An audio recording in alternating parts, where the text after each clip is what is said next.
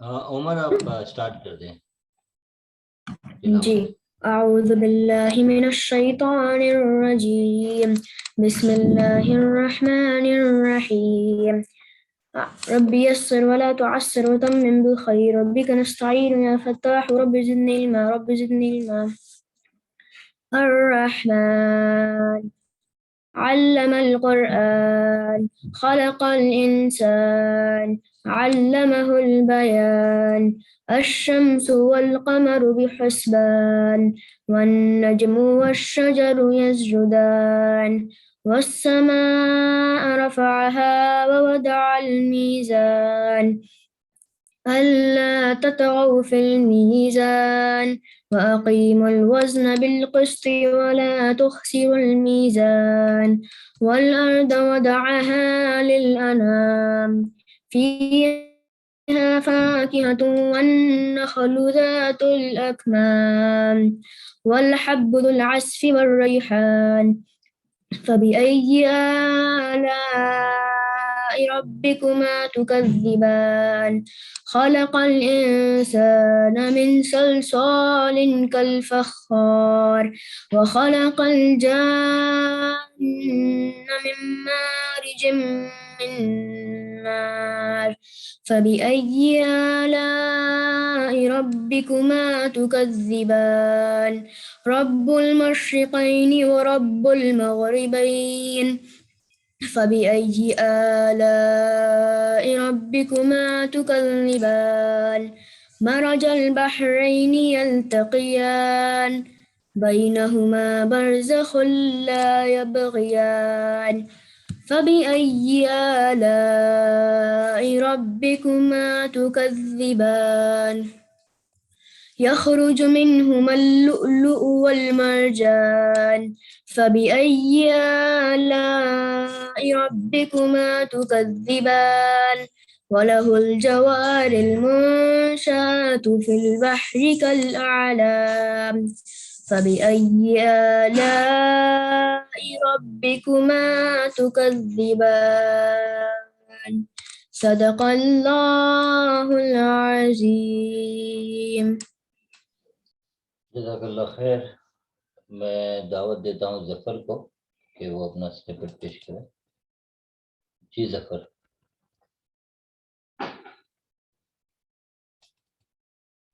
ذرا 1 منٹ رکیے. جی.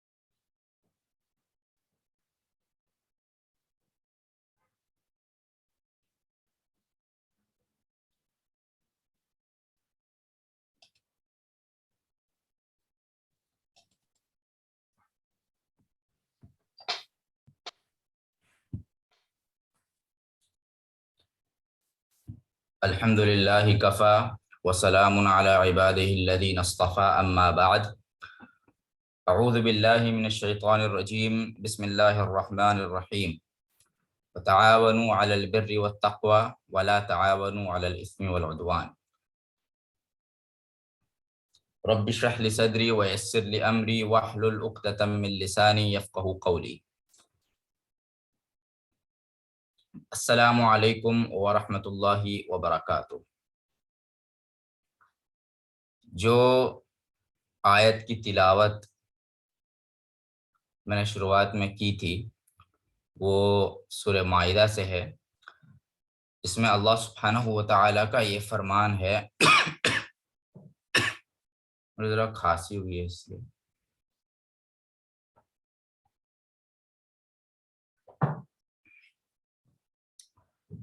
معافی چاہتا ہوں. جس میں اللہ سبحانہ و تعالیٰ کا فرمان ہے کہ وتعاونوا علی البر والتقوی، کہ ایک دوسرے کی مدد کرو بر اور تقوی، اچھائی اور پرہیزگاری کے معاملے میں، تقوی اختیار کرنے کے معاملے میں. وَلَا تَعَاوَنُوا عَلَى الْإِثْمِ وَالْعُدْوَانِ، اور ایک دوسرے کی مدد نہ کرو اثم و عدوان میں، گناہ کے معاملے میں اور حد سے آگے بڑھنے کے معاملے میں، زیادتی کرنے کے معاملے میں. وَاتَّقُوا اللَّهَ إِنَّ اللَّهَ شَدِيدُ الْعِقَابِ، اور اللہ سے ڈرو، اللہ کا تقوی اختیار کرو، بے شک اللہ کا عذاب بہت سخت ہے. لیکن افسوس کی بات یہ ہے کہ آج کل اکثر مسلمان جو تعاونوا علی البر والتقوی ہے، ایک دوسرے کو اچھائی اور پرہیزگاری کے معاملے میں مدد کرنے میں اکثر ہچکچا جاتے ہیں، ہیزیٹنٹ رہتے ہیں. اور اگر بات رہی تعاونوا علی الاثم والعدوان کی، ایک دوسرے کو گناہ اور زیادتی کے معاملے میں مدد کرنے کی، تو تو کچھ مسلمان اس معاملے میں تو پرہیز کرتے ہیں، نہیں کرتے ہیں مدد، لیکن کچھ مسلمان کبھی کبھی بنا سوچے اور بنا ان کے یعنی خیال میں بھی آئے یہ کر دیتے ہیں، دوسرے لوگوں کی مدد کرتے ہیں گناہ میں اور زیادتی میں، اور خیال بھی نہیں ہوتا ہے. لیکن جب تقوی اور اچھائی کی بات آئے اور ان چیزوں میں ایک دوسرے کی مدد کرنے کی بات آتی ہے تو اس میں ہچکچا جاتے ہیں. جیسے کہ اگر کوئی تقریر ہو، کوئی اسلامی چیز ہو، کتاب ہو، ویڈیو ہو، یہ کسی کو بھیجنے، بولنے کہ یہ تمہارے یعنی فائدہ مند رہے گا دین کے لیے اور دنیا کے لیے، تو یہ ذرا تم دیکھ لو، پڑھ لو، تو یہ ہم بھیجنے ہچکچاتے کہ یہ کیا سوچیں گے، یہ شاید اچھا نہیں لگے گا تو کیا کریں گے ان کو. اگر میرے دوست ہے، اگر اس کو کوئی حلقے میں بلاؤں گا یا پھر اسلامی گیدرنگ میں بلاؤں گا تو شاید انہیں برا لگے گا، اچھا نہیں لگے گا، سوچیں گے کیا ہے، مجھے کیا آنے کی ضرورت ہے، پھر یہ میرے سے دوستی توڑ دیں گے، دوستی کمزور ہو جائیں گی. یہ سب ذہن میں آتا ہے ہمارے اور ہم یہ کرنے سے رک جاتے ہیں. لیکن اگر سامنے سے کوئی ہمیں بولے کہ ہاں آفس کی پارٹی ہے، اسکول کی پارٹی ہے، یا چلو مووی دیکھنے جاتے ہیں، تو اس میں ہم یعنی کچھ لوگ تو جاتے ہیں، کہتے ہیں ہاں اوکے چلو اس میں کیا خرابی ہے، اور کچھ لوگ سوچتے ہیں کہ ہاں نہیں جانا ہے مگر برا لگے گا، باس ہے، دوست ہے یا کوئی ہے، تو یہ سوچ کر چلے جاتے ہیں. اور یہ کیا ہوا، یہی ہوا کہ کچھ بری چیز ہو رہی ہے، ہم اس میں مدد کر رہے ہیں، اس میں شامل ہو رہے ہیں. اور میں اس پر زور بالکل دینا چاہتا ہوں کہ ہمیں ٹائم اور سچویشن دیکھ کے لوگوں کو اچھائی کی طرف بلانا چاہیے اور اچھے کاموں کے لیے، اچھے کاموں میں شامل ہونے بلانا چاہیے. یہ تو نبی صلی اللہ علیہ وسلم کا طریقہ ہے کہ ٹائم اور سچویشن دیکھ کر نبی صلی اللہ علیہ وسلم اسلام کی باتیں بتاتے تھے. اور ہر بار خالی یعنی دین اور دنیا دونوں کو بیلنس رکھنا چاہیے، لیکن ہمیں جب بھی ٹائم صحیح رہے تبھی ہچکچانا نہیں چاہیے کہ کیا سوچیں گے اور یہ ہوگا یا وہ ہوگا. اور افسوس کی بات تو یہ بھی ہے کہ کئی اسلامی معاملے میں بھی ہم ایک دوسرے کی تعاون نہیں کرتے اور ایک دوسرے کو اس میں یعنی اس سے روکتے ہیں. جیسے کہ اگر داڑھی کا معاملہ رہے تو ہمیں تو انکریج کرنا چاہیے کہ ہاں اگر کوئی داڑھی رکھا ہے یا نہیں رکھا ہے تو اس کو انکریج کرنا چاہیے کہ داڑھی رکھے تو ہاں اچھی بات ہے، اگر نہیں رکھے تو انکریج کرنا چاہیے. لیکن آج کل کتنے لوگ ایسے ہیں کہ کیا تم داڑھی رکھ رہے ہو، لوگ کیا سوچیں گے، کاٹ دو، کیا ہوتا ہے، کیا فرق پڑتا ہے، جاب اچھی ملیں گی، لوگ جاب نہیں دیں گے، لڑکی پسند نہیں کریں گی، یہ وہ. جبکہ یہ نبی صلی اللہ علیہ وسلم کی سنت ہے، اور ہم کوئی کر رہا ہے تو ہمیں اسے انکریج کرنا چاہیے، نہ کہ ڈسکریج کرنا چاہیے.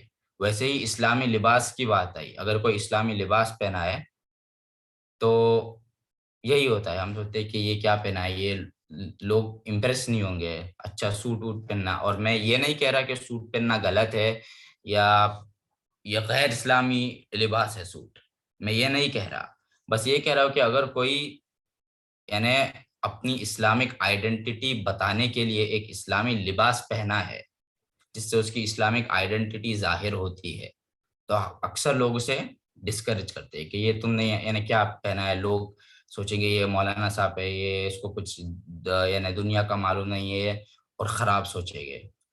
تو یہ جو ہماری ذہنیت ہے یہ ہمیں ہمارے دماغ سے نکال دینا چاہیے.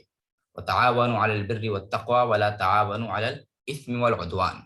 اور میں اس کی ایک مثال فقہ سے دینا چاہتا ہوں، بڑی انٹرسٹنگ مثال ہے چیس کے معاملے میں. چیس گیم تو آپ سب کو پتا ہوگا، شطرنج جسے کہتے ہیں اگر میری اردو صحیح ہے تو علماء کا جتنا یعنی میرے علم کے مطابق علماء کا اختلاف ہے کہ چیس کھیلنا جائز ہے یا نہیں. اور ایک جو مذہب ہے جو اسے کچھ کنڈیشنز کے اندر جائز قرار دیتا ہے وہ ہے شافعی مذہب. اور ایک شافعی مذہب شافعی فقہ کی کتاب ہے جس میں چیس کے بارے میں یہ لکھا ہے کہ وہ جائز ہے 3 شرط پہ. اور یہ 3 شرط کیا ہے؟ لم یکن فیہ شرط مال من الجانبین او احداہما. پہلی یہ شرط کہ اس میں پیسے کی شرط نہیں ہونا چاہیے ایک طرف سے یا دوسرے طرف سے، یعنی بیٹ نہیں لگانا چاہیے کہ جو جیتا اس کو پیسے ملے گا یا ایسا کچھ، یعنی پیسے کا معاملہ نہیں ہونا چاہیے. دوسری شرط یہ ہے او تفویت صلاح، یعنی اس میں نماز فوت نہیں ہونا چاہیے کہ اتنا اس میں یعنی گھس گئے ہو گیم میں کہ نماز کا ٹائم ہو گیا اور وہ خیال نہیں رہا. اور لاسٹ جو شرط ہے وہ یہ ہے او لعب مع معتقد تحریمہ والا فحرام، یا پھر ایک ایسے شخص کے ساتھ کھیلنا جس کے عقیدے کے مطابق وہ حرام ہے. یعنی اگر تم یہ سوچو، اگر تمہارے عقیدے کے حساب سے مذہب کے حساب سے یہ جائز ہے، اگر کوئی اور انسان ہے جو اگر اس کے مذہب یا اس کے عقیدے کے حساب سے وہ غیر یعنی حرام ہے، نہیں جائز ہے، تو اس کے ساتھ بھی کھیلنا ممنوع ہے. کیوں؟ کیونکہ اگرچہ تم اسے غلط نہیں سمجھتے تو وہ اسے غلط سمجھتا ہے، اور اس کے بنا پر اس کے ساتھ کھیلنا یہ کیا ہوتا ہے؟ یہ ہوتا ہے تعاون علی الاثم والعدوان. یہ برائی اور زیادتی پر میں کے معاملے میں مدد کرنے میں شامل ہو جاتا ہے، اور اس لیے پھر یہ حرام ہو جاتا ہے. تو میں اللہ سبحانہ و تعالیٰ سے یہ دعا کرتا ہوں کہ اللہ سبحانہ و تعالیٰ ہمیں توفیق دے اچھائی اور پرہیزگاری اور تقوی کے معاملے میں ایک دوسرے کی مدد کرنے اور برائی اور زیادتی کے معاملے میں ایک دوسرے کو روکنے. آمین. وآخر دعوانا ان الحمد للہ رب العالمین. السلام علیکم ورحمۃ اللہ وبرکاتہ. وعلیکم السلام ورحمۃ اللہ وبرکاتہ. Very nicely presented. بہت اچھی باتیں آئیں اس میں. پروگرام کو آگے بڑھاتے ہیں، اور جو ہمارا ٹاپک ہے حقوق العباد، اس کے حوالے سے آج سلیم سر اپنا حاصل مطالعہ پیش کریں گے. میں دعوت دیتا ہوں سلیم سر کو کہ وہ حقوق العباد پر اپنا ٹاپک رکھیں. جی سلیم. صابر، مجھے پرمیشن دینا وہ اپنے. اچھا ٹھیک ہے، جسٹ میں نے کچھ نہیں.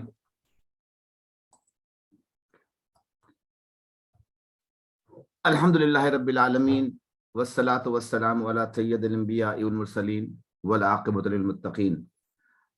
محترم خواتین و حضرات اور عزیز بچوں، السلام علیکم ورحمۃ اللہ وبرکاتہ. اعوذ باللہ من الشیطان الرجیم، بسم اللہ الرحمن الرحیم. یا ایھا الذین آمنوا قوا انفسکم واہلیکم نارا وقودها الناس والحجارۃ علیہا ملائکۃ غلاظ شداد لا یعصون اللہ ما امرهم ویفعلون ما یؤمرون. صدق اللہ العظیم. رب اشرح لی صدری ویسر لی امری واحلل عقدۃ من لسانی یفقهوا قولی. اللهم علمنا رشدنا واعذنا من شرور انفسنا. آمین یا رب العالمین. اللهم صل علی محمد وعلى آل محمد كما صليت على ابراہیم وعلى آل ابراہیم انك حمید مجید. اللهم بارک علی محمد وعلى آل محمد كما بارکت علی ابراہیم وعلى آل ابراہیم انك حمید مجید. پچھلے 2 ہفتے جو ہمارے تھے حقوق کے حساب سے حوالے سے، اس پہ اقبال بھائی نے بڑی پیاری باتیں آپ کے سامنے رکھی کہ والدین کے حقوق کیا ہیں. اور عموماً ہمارے یہاں معاشرے میں ہوتا بھی یہ ہے، ایک جنرل سا پرسیپشن ہے یا کانسیپٹ ہے کہ ہر بندے کو اپنے حق کی تو فکر پڑی ہوئی ہے کہ میرے متعلق لوگوں کو کیا کرنا چاہیے. یعنی لوگوں پر لوگوں کے جو اس کے اوپر حقوق ہیں جو اس کے لیے ہونے چاہیے اس کی تو فکر رہتی ہے، لیکن جو اس پر دوسروں کے حقوق ہیں، جیسے والدین کے اوپر جو ہیں وہ بچوں کے حقوق ہیں، پڑوسیوں کے، سب کے جو حقوق موجود ہیں، ان میں اکثر پھر ہم کوتاہی کر جاتے ہیں۔ اور ہمارے یہاں ہوتا یہی ہے کہ زیادہ تر جو ہمارے والدین جو ڈراتے رہتے ہیں بچوں کو اور وہ حدیثیں بھیجتے رہتے ہیں، ہمارے واٹس ایپ پہ آپ دیکھ لیجئے کہ واٹس ایپ پہ اکثر جو پیغامات آتے ہیں وہ والدین کے حقوق کے آتے ہیں، ماں کا حق کیا ہے اور باپ کا حق کیا ہے۔ اور آپ عموماً دیکھیں گے بھی کہ جو ہمارے یہاں اسپریشنل قسم کے ویڈیوز جو یوٹیوب پہ اپلوڈ ہوتے رہتے ہیں یا فیس بک پر چلتے رہتے ہیں، ان میں جو میجورٹی ایک اکثریت جو ہے وہ ان پیغامات کی ہوتی ہے جو والدین کے حوالے سے ہوتے ہیں کہ والدین کے ساتھ کیسا برتاؤ ہونا چاہیے۔ تو اس پر تو آپ تفصیلی گفتگو بھی سن چکے ہیں اقبال بھائی سے۔ آج جو میرا موضوع ہے کہ جو یہ والدین اعتراض بھی کرتے ہیں یا والدین کو بڑی فکر رہتی ہے کہ ان کے جو اولادیں ہیں وہ ان کے حقوق ادا نہیں کر رہی ہیں والدین کے، تو جو اولادیں اپنے والدین کے حقوق ادا نہیں کرتی ہیں تو پھر یہ بھی سمجھ لیجیے کہ اس میں بھی قصور والدین کا ہی ہے۔ کیا قصور ہے؟ اگر ہم نے اپنے بچوں کی تربیت صحیح کی ہوتی جس طرح کرنی چاہیے تھی تو کیسے ممکن تھا کہ وہ بڑے ہونے کے بعد وہ کام نہ کرتے جو ہم نے ان کو سکھایا تھا؟ اللہ ماشاء اللہ، ضرور نہیں کہ ہم تربیت کریں تو وہ بالکل 100% فروٹفل ہی ہو، بعض بچے نہیں سمجھ پاتے ہیں، لیکن میجورٹی تو اگر ہم نے وہ صحیح حقوق ادا کیے ہوتے، ہم نے جو حقوق ادا کیے ہوتے تو پھر اولاد ایسی نہیں نکلتی۔ میں نے بھی آپ کے سامنے جو آیت تلاوت کی ہے یہ شاید قرآن میں نے بڑا ڈھونڈنے کی کوشش کی، مجھے اس سے ملتی جلتی کوئی آیت نہیں ملی کہ جو اللہ سبحانہ و تعالیٰ نے اپنے اہل و عیال کو بچانے کا ذکر کیا ہو، خاص طور پہ نام لے کے۔ سورہ تحریم کی آیت ہے، آیت نمبر 6، اللہ تعالیٰ ارشاد فرماتا ہے، اے لوگوں جو ایمان لائے ہو، بچاؤ اپنے آپ کو اور اپنے اہل و عیال کو اس آگ سے جس کا ایندھن بنیں گے انسان اور پتھر، یا جس کا ایندھن ہوں گے انسان اور پتھر ہوں گے۔ تو دیکھیں یہاں جو بات بیان کی گئی ہے، پہلے اپنے آپ کو بچانے کی بات بیان کی گئی ہے، یقیناً وہ تو کرنی ہی ہم نے، لیکن ہم اکیلے ذمہ دار نہیں ہیں۔ اس کے بعد جو فوراً ذمہ داری ڈالی گئی ہے اپنے اہل و عیال کو بھی، وہ اہلیکم، اور بچاؤ اپنے اہل و عیال کو اس آگ سے جس کا ایندھن ہوگے انسان اور پتھر۔ اور اس جہنم کے بارے میں بھی اللہ تعالیٰ نے فرما دیا کہ وہ جو جہنم ہے اس میں ایسے ملائکہ رکھے ہوئے ہیں جو بہت ہی جو تندخو اور سخت گیر، جنہیں ہم کہیں گے کہ بہت like angry kind of people, اور بہت روڈ قسم کے ہم نے فرشتے رکھے ہیں کہ جو کبھی اللہ کے حکم کی نافرمانی نہیں کرتے، یعنی کہ قیامت کے بعد کوئی واسطہ کوئی کنیکشن کام نہیں آئے گا کسی بھی قسم کا۔ قیامت میں جو اصل واسطہ رسول صلی اللہ علیہ وسلم کا ہے شفاعت کا، اس کے بارے میں بتا دیا گیا کس کو ملے گا، اس کے علاوہ کسی کو نہیں ملے گا جو ہم نے خود ساختہ بنا رکھے ہیں۔ تو اللہ فرما رہا ہے کہ اس جہنم سے بچا لو اپنے اہل و عیال کو کہ جہاں کسی کی سفارش نہیں چلے گی، نہ والد کی، نہ والدہ کی، نہ بچوں کی، کیونکہ ہم نے اس پہ ایسے فرشتے رکھے ہوئے ہیں کہ لا یعصون اللہ ما امرہم، وہ ایسے فرشتے ہیں کہ وہ کسی حکم کی نافرمانی نہیں کرتے، وَيَفْعَلُونَ مَا يُؤْمَرُونَ، وہ وہی کرتے ہیں جس کا اللہ تعالیٰ ان کو حکم دیتا ہے۔ تو یہ بڑی ایک طرح سے سخت آیت ہے، اور اللہ تعالیٰ کی نصیحت سمجھ لیں یا اس کی ایک طرح سے اس کا حکم سمجھ لیں کہ تم نے اپنے بچوں کی تربیت کرنی ہے اور ان کو اس آگ سے بچانا ہے کہ جس میں پھر جب انسان اور پتھر جو اس کا ایندھن بنیں گے۔ تو بچوں کی تربیت یہ کوئی آسان کام بھی نہیں ہے، ہمارا ایک بڑا گھمبیر قسم کا مسئلہ رہا ہے۔ دیکھیں ہمارے یہاں جو ہم آج کل جس زمانے میں رہ رہے ہیں، یہ تو خیر ایک بڑی موٹی سی بات ہے کہ انسان ہمیشہ اس تہذیب اور اس کلچر کو اپناتا ہے کہ جو اس قوم کا ہوتا ہے جو دنیا پہ حکمرانی کر رہی ہو۔ اور ہم سب جانتے ہیں کہ آج کل ویسٹ کی دنیا کی حکمرانی ہے، تو ہماری جو تمام قسم کی تھنکنگ اور ہمارا جو سارا کا سارا جو تہذیب ہے وہ متاثر ہے، خاص طور پہ ینگ جنریشن کہ امریکہ اور یورپ سے متاثر ہے، کہ ان کا کلچر جو ہے وہ ڈومیننٹ اس لیے ہے کہ they are dominant politically and with power, طاقت بھی ان کے پاس ہے اور اس کے بعد جو ہے وہ سیاست بھی ان کے پاس ہے، تو دے آر ڈومیننٹ، تو پیپل ان کو فالو کر رہے ہیں۔ اب اس معاملے میں بندہ جو ہے پھر دو رخا ہو جاتا ہے کہ تربیت کیسی کی جائے، تو یہ اتنا آسان کام بھی نہیں ہے۔ اور دیکھیں تمام قومیں اپنے بچوں کی تربیت کرتی ہیں، وہ اپنے اپنے لحاظ سے کرتی ہیں۔ باقی قوموں کے ساتھ تو یہ معاملہ رہا کہ ایک زمانے میں پادریوں نے اور چرچ نے جو ہے، خاص میں یورپ کی بات کر رہا ہوں، کہ پادری اور چرچ نے جو ہے اپنی اجارہ داری قائم کرنے کے لیے جو مونوپلی قائم کی تھی، تھیولوجی جسے کہا جاتا ہے، کہ جو ڈاکٹر صاحب بھی کہا کرتے تھے مرحوم کے اسلام میں جو ہے وہ تھیوکریسی تو ہے نہیں ہے کہ ملا جو حکومت کرے اس سینس میں جس طرح آج کل حکومت ہو رہی ہے. تو وہ ان چرچ کی پابندیوں سے گھبرا کر قوم اتنی متنفر ہوئی کہ انہوں نے دین کو اپنی تربیت کا حصہ نہیں بنایا. بچے کو بیپٹائز تو کر دیں گے, سنڈے کو چرچ تو لے کے چلے جائیں گے, لیکن چرچ کو اختیار نہیں دیں گے ہمارے بچوں کی تربیت کرے. اسی لیے آپ کو کسی بھی یورپین ملک اور امریکن ملک میں, جب میں یورپین امریکن مغربی ملک میں, آپ کو مذہب کی تعلیم اسکول میں نہیں ملے گی. جیسے کہ ہمارے ملکوں کے اندر, جیسے پاکستان کے اندر جو اسلامیات ہے وہ کے جی کلاس سے لے کے 12th کلاس تک کمپلسری سبجیکٹ کے طور پر ہے کہ آپ نے 12 سال اسلام ضرور پڑھنا ہے. باقی انڈیا کا مجھے پتہ نہیں کہ وہاں بھی تربیت موجود ہے یا نہیں ہے, لیکن بہرحال ہمارے اسلامی ملک میں اور یہاں گلف کے اسلامی ملک کے, ہمارے یہاں اسلامیات جو ہے وہ 12th تک کمپلسری ہے. تو یورپ نے اس کو نکال باہر کیا, مغرب نے. تو اب ان کے ہاں دین کا جو تربیت تھی وہ تقریباً صفر ہو کے رہ گئی, وہ بالکل صفر. اگر کوئی خود چاہے تو سنڈے اسکول بچے کو بھیج دے, تھوڑی بہت بات کچھ سمجھا دے تو سمجھا دے, ورنہ دین کی کوئی اہمیت نہیں رہی ہے یورپ مغرب کے اندر کہ بچوں کی دینی طور پہ تربیت کی جائے. وہ دنیاوی تربیت پہ زیادہ توجہ دیتے ہیں, اس کی زیادہ فکر کرتے ہیں. ٹھیک ہے, انہوں نے ایک تجربہ کیا, وہ ان کے لیے ان کو مبارک ہو. لیکن افسوس کا مقام یہ کہ ہم مسلمان جو تہذیب کے وارث ہیں اور ہم ابھی تک اپنے رسول کی ذات سے چمٹے ہوئے ہیں, اپنے دین کو اپنائے ہوئے ہیں, اب ہم بھی آہستہ آہستہ اسی روش پہ چل پڑے ہیں کہ ہمارے بھی تربیت جو گھروں میں خاص طور پہ کی جاتی ہے, اگر ہمارے بچے کسی مسلمان اسکول میں پڑھنے تو الحمدللہ کم از کم اسلام سننے کو تو ملتا ہے ان کو, اسلامیات اسٹڈیز کے نام سے. لیکن خاص طور پہ انڈیا کے جو مسلمان ہیں ان کو تو اسلامک اسٹڈیز پڑھنے کا موقع نہیں ملتا ہے. اور اسی کو مد نظر رکھتے, میں ایک ضمناً بات کہہ رہا ہوں, اسی بات کو اپنے مد نظر رکھتے ہوئے اقرا کے نام سے کورس شروع کیا تھا مسقط کے اندر کہ جو انڈین مسلمان ہیں کم از کم ان کے بچوں کو ایک پلیٹ فارم مل جائے کہ وہاں وہ دین کی تربیت حاصل کر سکیں. تو اس پر بھی بڑا دکھ ہوتا ہے, جو میں بات آپ کے سامنے رکھ رہا ہوں, کہ اب دین کی تربیت شاید ہماری پرائیورٹیز میں نہیں ہے. ہمارے پاس سینئر 1 کے اندر ٹوٹل ملا کے 6 بچے ہیں, یعنی سب پورے مسقط میں 6 والدین ہیں جن کو اپنے بچوں کے دین کی فکر ہے. باقی کا میں سمجھوں گا, میں ازیوم کروں گا کہ باقی 6 کے علاوہ جتنے بھی انڈین مسلم ہیں ماشاءاللہ وہ سارے کے سارے دیندار قسم کے لوگ ہیں, سارے والدین ان کے حافظ ہیں, عالم ہیں, اور والدہ بھی معلمہ ہیں, اپنے بچوں کو گھر پہ دین کی تربیت دے رہے ہیں. اور اگر یہ معاملہ نہیں ہے تو انہوں نے بچوں کو کس کے حوالے کیا ہوا ہے؟ اور پھر یہی والدین بڑوں کی شکایت کریں گے اقبال صاحب کی باتیں کوٹ کرتے ہوئے کہ جناب اقبال صاحب نے کہا تھا کہ ماں کے حقوق یہ ہیں اور باپ کے حقوق یہ ہیں, اور یہ کیسی اولاد ہے جو ہمارے حقوق ادا نہیں کرتی. تو بچے کو پلٹ کے پوچھنا چاہیے تھا کہ جب میں چھوٹا تھا تو آپ نے میرے حق ادا کیے تھے, جو آج آپ مجھ سے میرے حقوق مانگ رہے ہیں آپ نے میرے حق ادا کیے تھے. سینئر 2 کے اندر, ہمارے سینئر 3 کے اندر ٹوٹل ملا کے 25-30 بچے ہمارے پاس شامل ہیں. یعنی کہ اس وقت انڈین مسلم کمیونٹی جو ہے, یقیناً میں نہیں سمجھتا کہ کام نہیں کر رہی ہے, شاید وہ اپنے اپنے حلقوں میں اپنے اپنے طریقوں سے کام کر رہے ہوں گے, جیسے کیرلا کی تنظیمیں موجود ہیں, لیکن بائی اینڈ لارج کیا ان بچوں کی تربیت کی ذمہ داری والدین پہ عائد نہیں ہوتی ہے؟ تو جو کام مغرب نے کیا تھا وہ ہم نے بھی کرنا شروع کر دیا ہے کہ اب ہمارے ہاں دین کی تربیت وہ اہمیت نہیں رکھتی جو ہونی چاہیے.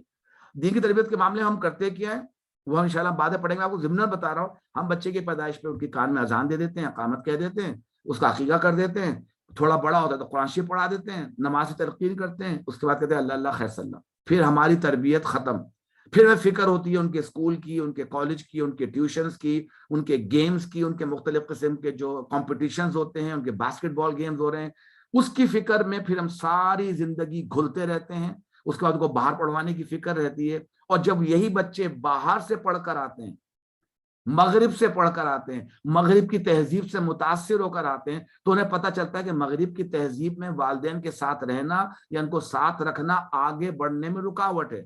تو پھر وہ انہی والدین کی تربیت کو استعمال کرتے ہوئے جو انہوں نے مغرب کی دی تھی والدین سے دور ہو جاتے ہیں. پھر والدین بڑھاپے میں روتے ہیں کہ میرے بچے میرا حق ادا نہیں کر رہے ہیں. تو قصور تو گھوم پھر کے پھر کس کے اوپر آئے گا؟ والدین کے اوپر آئے گا. تو ہمیں پھر یہ بھی سمجھنا ہے کہ ہم والدین کے اوپر بچوں کے حقوق کیا ہیں, ہمیں بچوں کے لیے کیا کرنا ہے. تو انشاءاللہ اس موضوع میں گفتگو رہے گی. میں کوشش کروں گا کہ میں ایک ہی سیشن میں اس بات کو سمیٹ دوں جتنے بھی ٹائم میرے پاس موجود ہے. سب سے پہلی بات تو یہ کہ دیکھیں ہمارے یہاں شاید اب یہ لوگوں میں نہیں رہا ہوگا, واللہ عالم, میں صرف اپنے ماحول کی بات کر رہا ہوں کہ کیا ہم نے بچے کے پیدا ہونے سے پہلے ہم نے کوئی دعا مانگی؟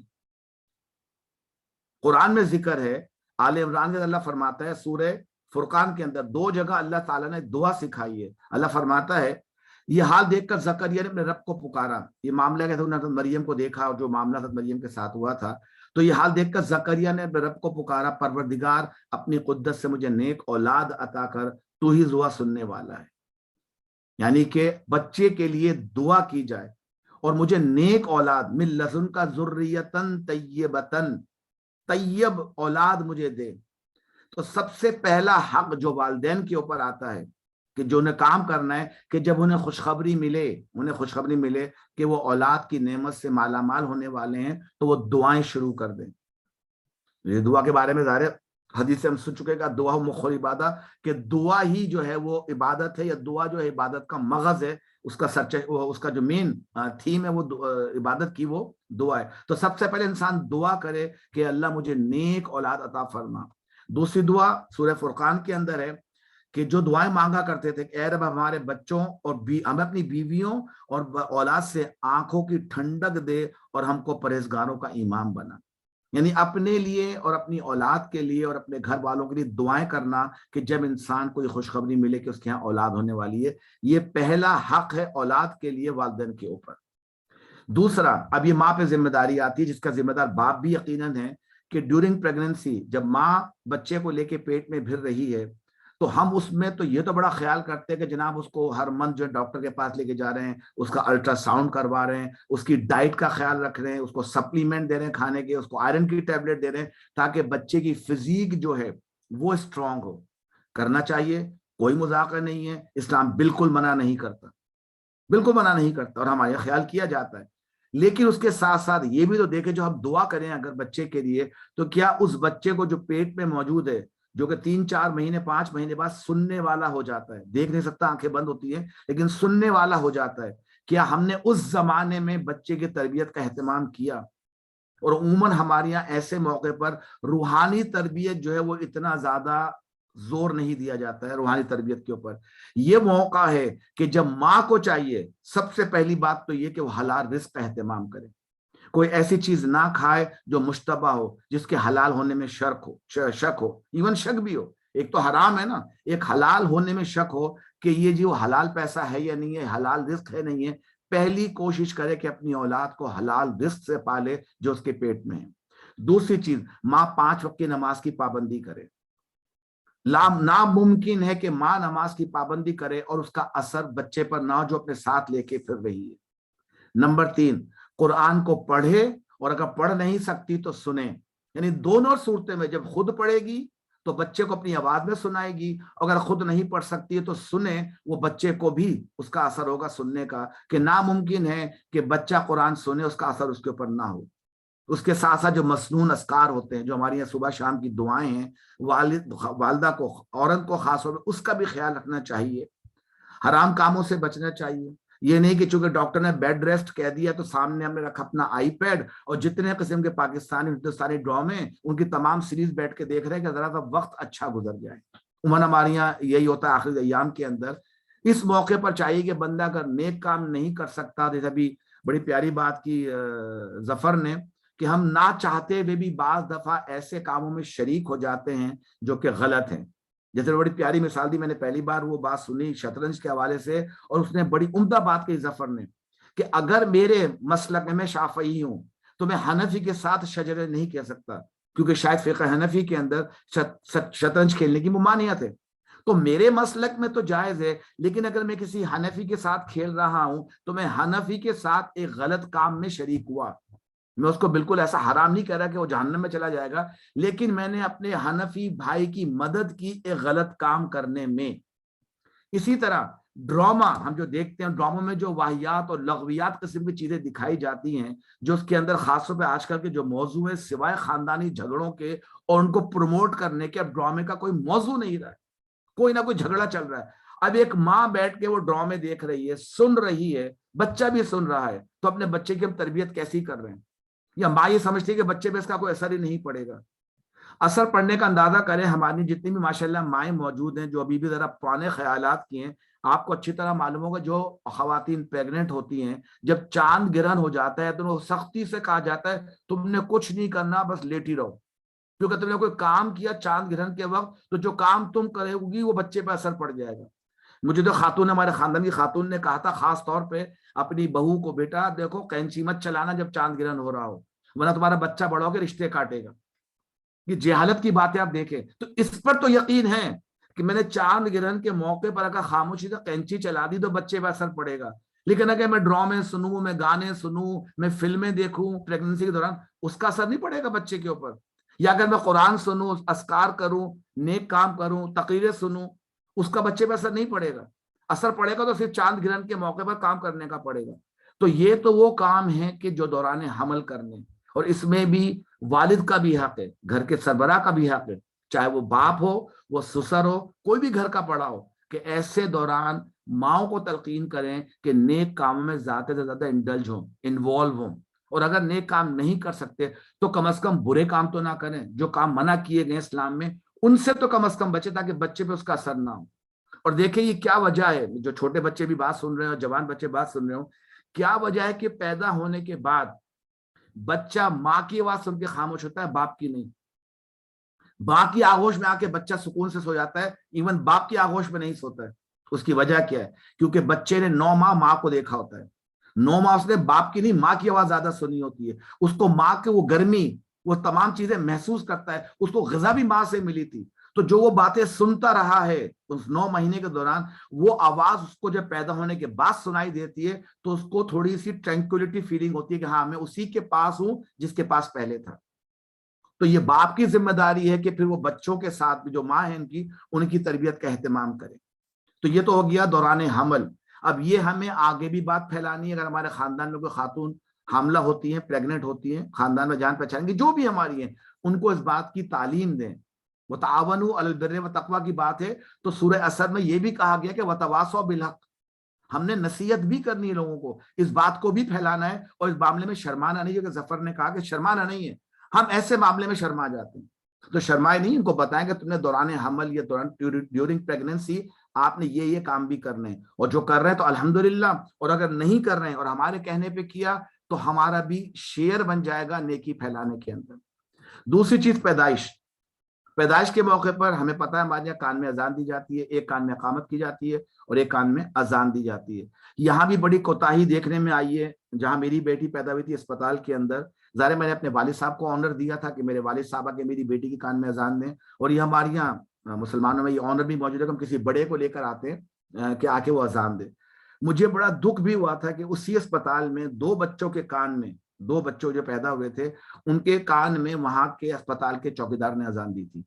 کیونکہ گھر بڑا کوئی تھا نہیں، یا گھر کے بڑے کو کچھ پتا نہیں تھا، یا ان کے نزدیک کوئی اہمیت نہیں تھی، یا انہوں نے پتہ نہیں چوکیدار کو عزت دینے کے لیے کیا ہوگا. چلے وہ تو معاملہ صحیح ہے کہ بھائی تم چوکیدار ہی صحیح، لیکن ہم تمہیں بڑا سمجھتے ہیں. اگر وہ نیت تھی تو وہ تو صحیح ہے کہ آپ نے چوکیدار کو تکریم دی کہ بھائی میں چاہتا ہوں کہ داڑھی تھی اس کی، ظاہر ہے وہ بزرگ آدمی تھے کہ بھائی آپ جو ہے اذان دے دے بچے کو، وہ بات تو صحیح ہے. لیکن اگر اذان اس لیے دلوائی کہ گھر کا بڑا موجود نہیں تھا یا گھر کے بڑے کو پتہ نہیں تھا، تو یہ بڑے دکھ کی بات ہے کہ جو بیٹے کا یا اولاد کا حق تھا وہ ہم نے ادا نہیں کیا. پھر دوسری چیز، اکثر یہ آپ نے سنا ہوگا، اکثر میں نے تو اپنے خاندان میں اس بات پہ ہنگامہ مچا رکھا ہے کہ جب بھی مجھے معلوم ہوتا ہے کہ بچہ پیدا ہوا تو میں کہتا ہوں نام کیا سوچا، تو کہتے بھی سوچ رہے ہیں. شاید آپ نے بھی یہ سنا ہوگا کبھی کبھی سوچا نہیں سوچ رہے ہیں. تو میں نے کہا کہ بچے کی پیدائش کی اطلاع آپ کو اللہ نے 9 مہینے پہلے دی تھی، آپ 9 مہینے سے سوچ رہے تھے کیا؟ اور کیا سوچ رہے تھے؟ کیا آپ کو پتہ نہیں تھا کہ تو لڑکا ہوگا یا لڑکی ہوگی؟ کوئی دوسری جنس تو ہمارے یہاں پیدا نہیں ہوتی ہے نا، یا تو لڑکا پیدا ہوگا یا لڑکی پیدا ہوگی. تو ایک نام لڑکے کا سوچ لیتے، ایک لڑکی کا سوچ لیتے. بلکہ میں نے ایک اپنے رشتے دار کو بڑے مذاق میں کہا تھا کہ تم کیا سمجھے کہ تمہارے گھر وہم پیدا ہوگا، کیونکہ نام بھی نہیں سوچا ہے. مطلب یہ آپ کی پلاننگ ہے کہ بچہ 9 مہینے بعد آئے گا، اور 9 مہینے تک آپ پلاننگ نہیں کر سکتے اس کا نام رکھنے کی. 2 نام چوز کرنے تھے، ایک لڑکے کا ایک لڑکی کا. اور جتنے بھی خاندان کے جھگڑے تھے وہ 9 مہینے میں حل کر لیتے تھے کہ دادا رکھیں گے کہ دادی رکھیں گے کہ نانا رکھیں گے کہ نانی رکھیں گی، ماں رکھے گی کہ باپ رکھے گا. آپ 9 مہینے میں جھگڑا کر کے ایک نام سیٹ کر لیتے کہ بھی بچہ پیدا ہوگا، لڑکا ہوگا تو یہ نام رکھیں گے، لڑکی ہوگی تو یہ نام رکھیں گے. تو ہمارے یہاں بھی کوتاہی دیکھنے میں آتی ہے. اچھا جی، نام بھی ڈھونڈے آتے کوئی نئی قسم کے، بالکل اچھوتے قسم کے. ہمارے نبی کی دعا موجود ہے، ان کی ہدایت موجود ہے کہ بچے کا نام رکھو یا تو نبیوں کے نام پہ جو اچھے نام ہیں ہمارے ہیں ان کے نام میں سے آپ ایک نام چوز کر لیں. پر ہم تو نئی دوڑ کے اندر شامل ہونا چاہتے ہیں کہ ہمارے بچے کا بالکل یونیک قسم کا نام ہو جو پہلے کسی نے نہ رکھا ہو. تو ایسا تو ناممکن ہے، پھر اسلامی نام تو نہیں ملیں گے. خیر، تو بہرحال نام سوچ کے رکھ لیں تاکہ پیدائش سے پہلے ایک چیز بات ہو جائے کہ بچہ پیدا ہوگا تو اس کا لڑکا ہوگا تو یہ نام رکھا جائے گا، لڑکی ہوگا تو نام رکھا جائے گا. اس کے بعد جو سٹیپ آتا ہے وہ عقیقے کا ہے. اس کے معاملے میں بڑی کوتاہیاں ماشاءاللہ ہمارے دیکھنے میں آتی ہیں. ہمارے یہاں تو ملک میں کارڈ چھپتے ہیں، اب تو پتہ نہیں چھپتا، ہمارے زمانے میں تو چھپتے تھے. اس پہ لکھا ہوتا ہے کہ دولہا کا جو دعوت ولیمہ کا کارڈ آتا تھا اس پہ نیچے لکھا ہوتا ہے کہ ساتھ ہی اس کا عقیقہ بھی ہوگا. لڑکے کا عقیدہ اس کے ولیمے پر ہو رہا ہے. 24 25 26 سال بعد انہیں خیال آیا کہ عقیقہ نام کی کوئی چیز ہم نے کرنی تھی. اور عقیقہ کب کرنا تھا؟ اکثر لوگ اس بات پہ بھی جو ہماری یہاں عوام ہے اونا ان کو پتہ نہیں ہے. آپ وسلم کی حدیث موجود ہے اس معاملے میں، بخاری کی حدیث موجود ہے اور ابو داؤد کی حدیث موجود ہے. آپ نے فرمایا کہ لڑکے کے ساتھ اس کا عقیقہ لگا ہوا ہے، اس کے لیے اس کی طرف سے جانور ذبح کرو اور سر سے بال دور کرو. حضرت سمرہ بن جندب سے روایت ہے، آپ صلی اللہ علیہ وسلم نے فرمایا، یہ ابو داؤد کی روایت ہے کہ ہر بچہ، ہر لڑکا اپنے عقیقے کے بدلے، یا لڑکا لکھا ہے عربی اردو کے اندر، شاید عقیقے لڑکے کا ذکر نہیں ہوگا، بچے کے بارے میں ہوگا، وہ عربی کا لفظ موجود نہیں ہے، کہ ہر بچہ اپنے عقیقے کے بدلے میں گروی رکھا ہوتا ہے، لہٰذا اس کی طرف سے 7ویں دن قربانی کی جائے، اس کا سر مونڈا جائے اور اس کا نام رکھا جائے. یہ ابو داؤد میں آپ صلی اللہ علیہ وسلم کا حکم ہے کہ 7ویں دن عقیقہ کرنا ہے. ہمارے یہاں لوگ خاص طور پہ جو باہر ملکوں میں رہتے ہیں کہ وہ جی میرے چچا، میرے ابا، میری امی، میری ساس، میرے سسر، وہ سب پاکستان میں ہیں، میں وہاں جا کے کر لوں گا. آپ کو وہاں جانے کی ضرورت نہیں ہے. اگر آپ کو اتنا ہی شوق ہے کہ وہاں ہو، آپ وہاں پیسے بھجوا دیجیے، وہاں 7ویں دن کر دیں. اور 7ویں دن کا حساب یہ ہوگا کہ اگر بچہ مغرب سے پہلے پیدا ہوا ہے تو وہ دن کاؤنٹ ہوگا، وہ دن کاؤنٹ ہوگا اور اس کے 7ویں دن. اور اگر مغرب کے بعد پیدا ہوا ہے تو پھر ہمارے یہاں انگلش حساب سے پھر اگلا دن کاؤنٹ ہوگا، کیونکہ ہمارے یہاں گریگورین کیلنڈر میں تو 12 بجے رات کو دن چینج ہوتا ہے، لیکن اسلامی کیلنڈر میں اسلامی مہینے کے اندر مغرب کے بعد نیا دن شروع ہو جاتا ہے. تو اگر مغرب کے بعد پیدا ہوا ہے تو پھر وہ وہاں سے کاؤنٹ ہوگا جو انگلش دن ہے ہمارے، یعنی اگر سیٹرڈے نائٹ کو پیدا ہوا ہے مغرب کے بعد تو سنڈے کاؤنٹ ہوگا. اور اگر وہ سیٹرڈے کو مغرب سے پہلے پیدا ہوا ہے تو سیٹرڈے بھی کاؤنٹ کیا جائے گا. اس کے 7ویں دن عقیقہ ہوگا، اس کے بال اتارے جائیں گے، اور بالوں کے برابر چاندی صدقہ کرتے تو بال اندازہ لگا لے کتنے گرام کے ہوں گے، اتنے ہمیں چاندی صدقہ کر دیا، اور بچے کا نام رکھا جائے گا، جو کہ آپ کو 9 مہینے پہلے سوچ لینا چاہیے تھا، جو کہ نہیں سوچا جاتا ہے. تو عقیقہ بے انتہا ضروری ہے. عقیقہ میں دعوت کرنا کوئی ضروری نہیں ہے، لڑکی کے لیے 1 ہے، لڑکے کے لیے 2 ہیں. اگر لڑکے کے لیے 2 افورڈ نہیں کر سکتے تو 1 سے بھی کام چل جائے گا، یہ کوئی واجب نہیں ہے. اس پر ہم سوال جو ہے وہ بعد میں مولانا توقیر بھائی سے پوچھ سکتے ہیں، وہ اس معاملے میں زیادہ جواب دیں گے.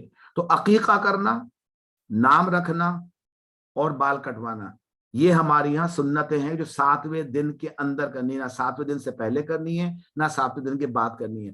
7ویں دن کے بعد آپ سارا سال قربانی کرتے رہیں، وہ عقیقہ نہیں ہوگا. پھر وہ عقیقہ تو 7ویں دن ہی ہے جس طرح نبی صلی اللہ علیہ وسلم کی کا حکم ہے.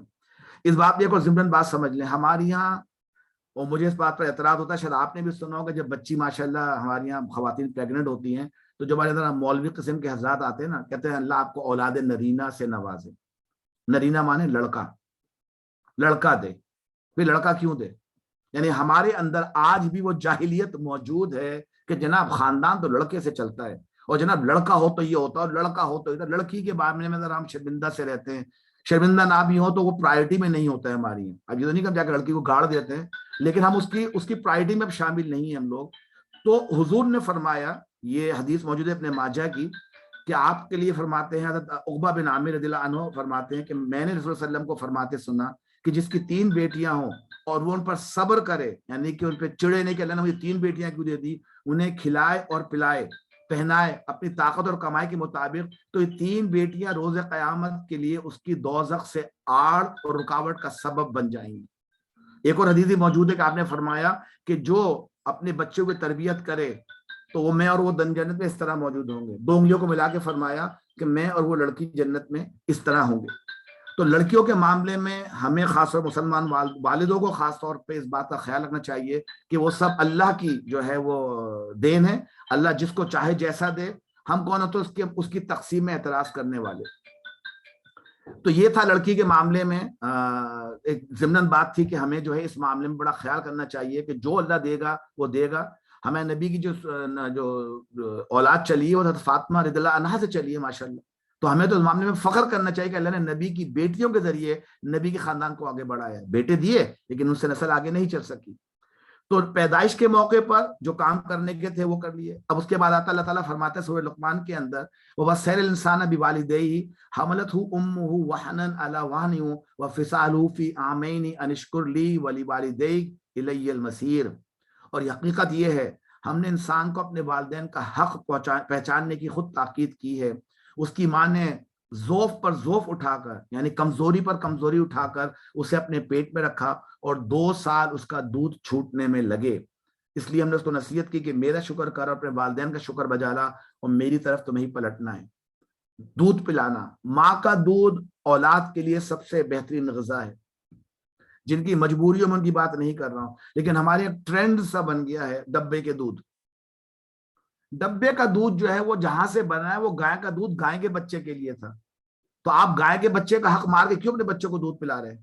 اپنا دودھ کیوں نہیں پلاتی ہماری خواتین؟ وہ جی پارٹی میں جانا ہے اور تکلیف ہوگی.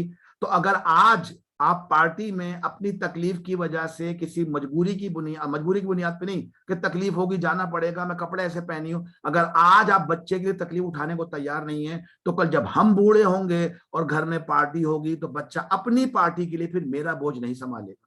میں نے آپ کو شروع میں کہا نا سارا قصور تو والدین کا ہے. اگر والدین نے بچے کی تربیت کی ہوتی تو کیسے ممکن تھا کہ بچہ بڑا ہو کے اپنے والدین کا شکر گزار نہیں ہوتا اور اطاعت اوبیڈینٹ نہ ہوتا.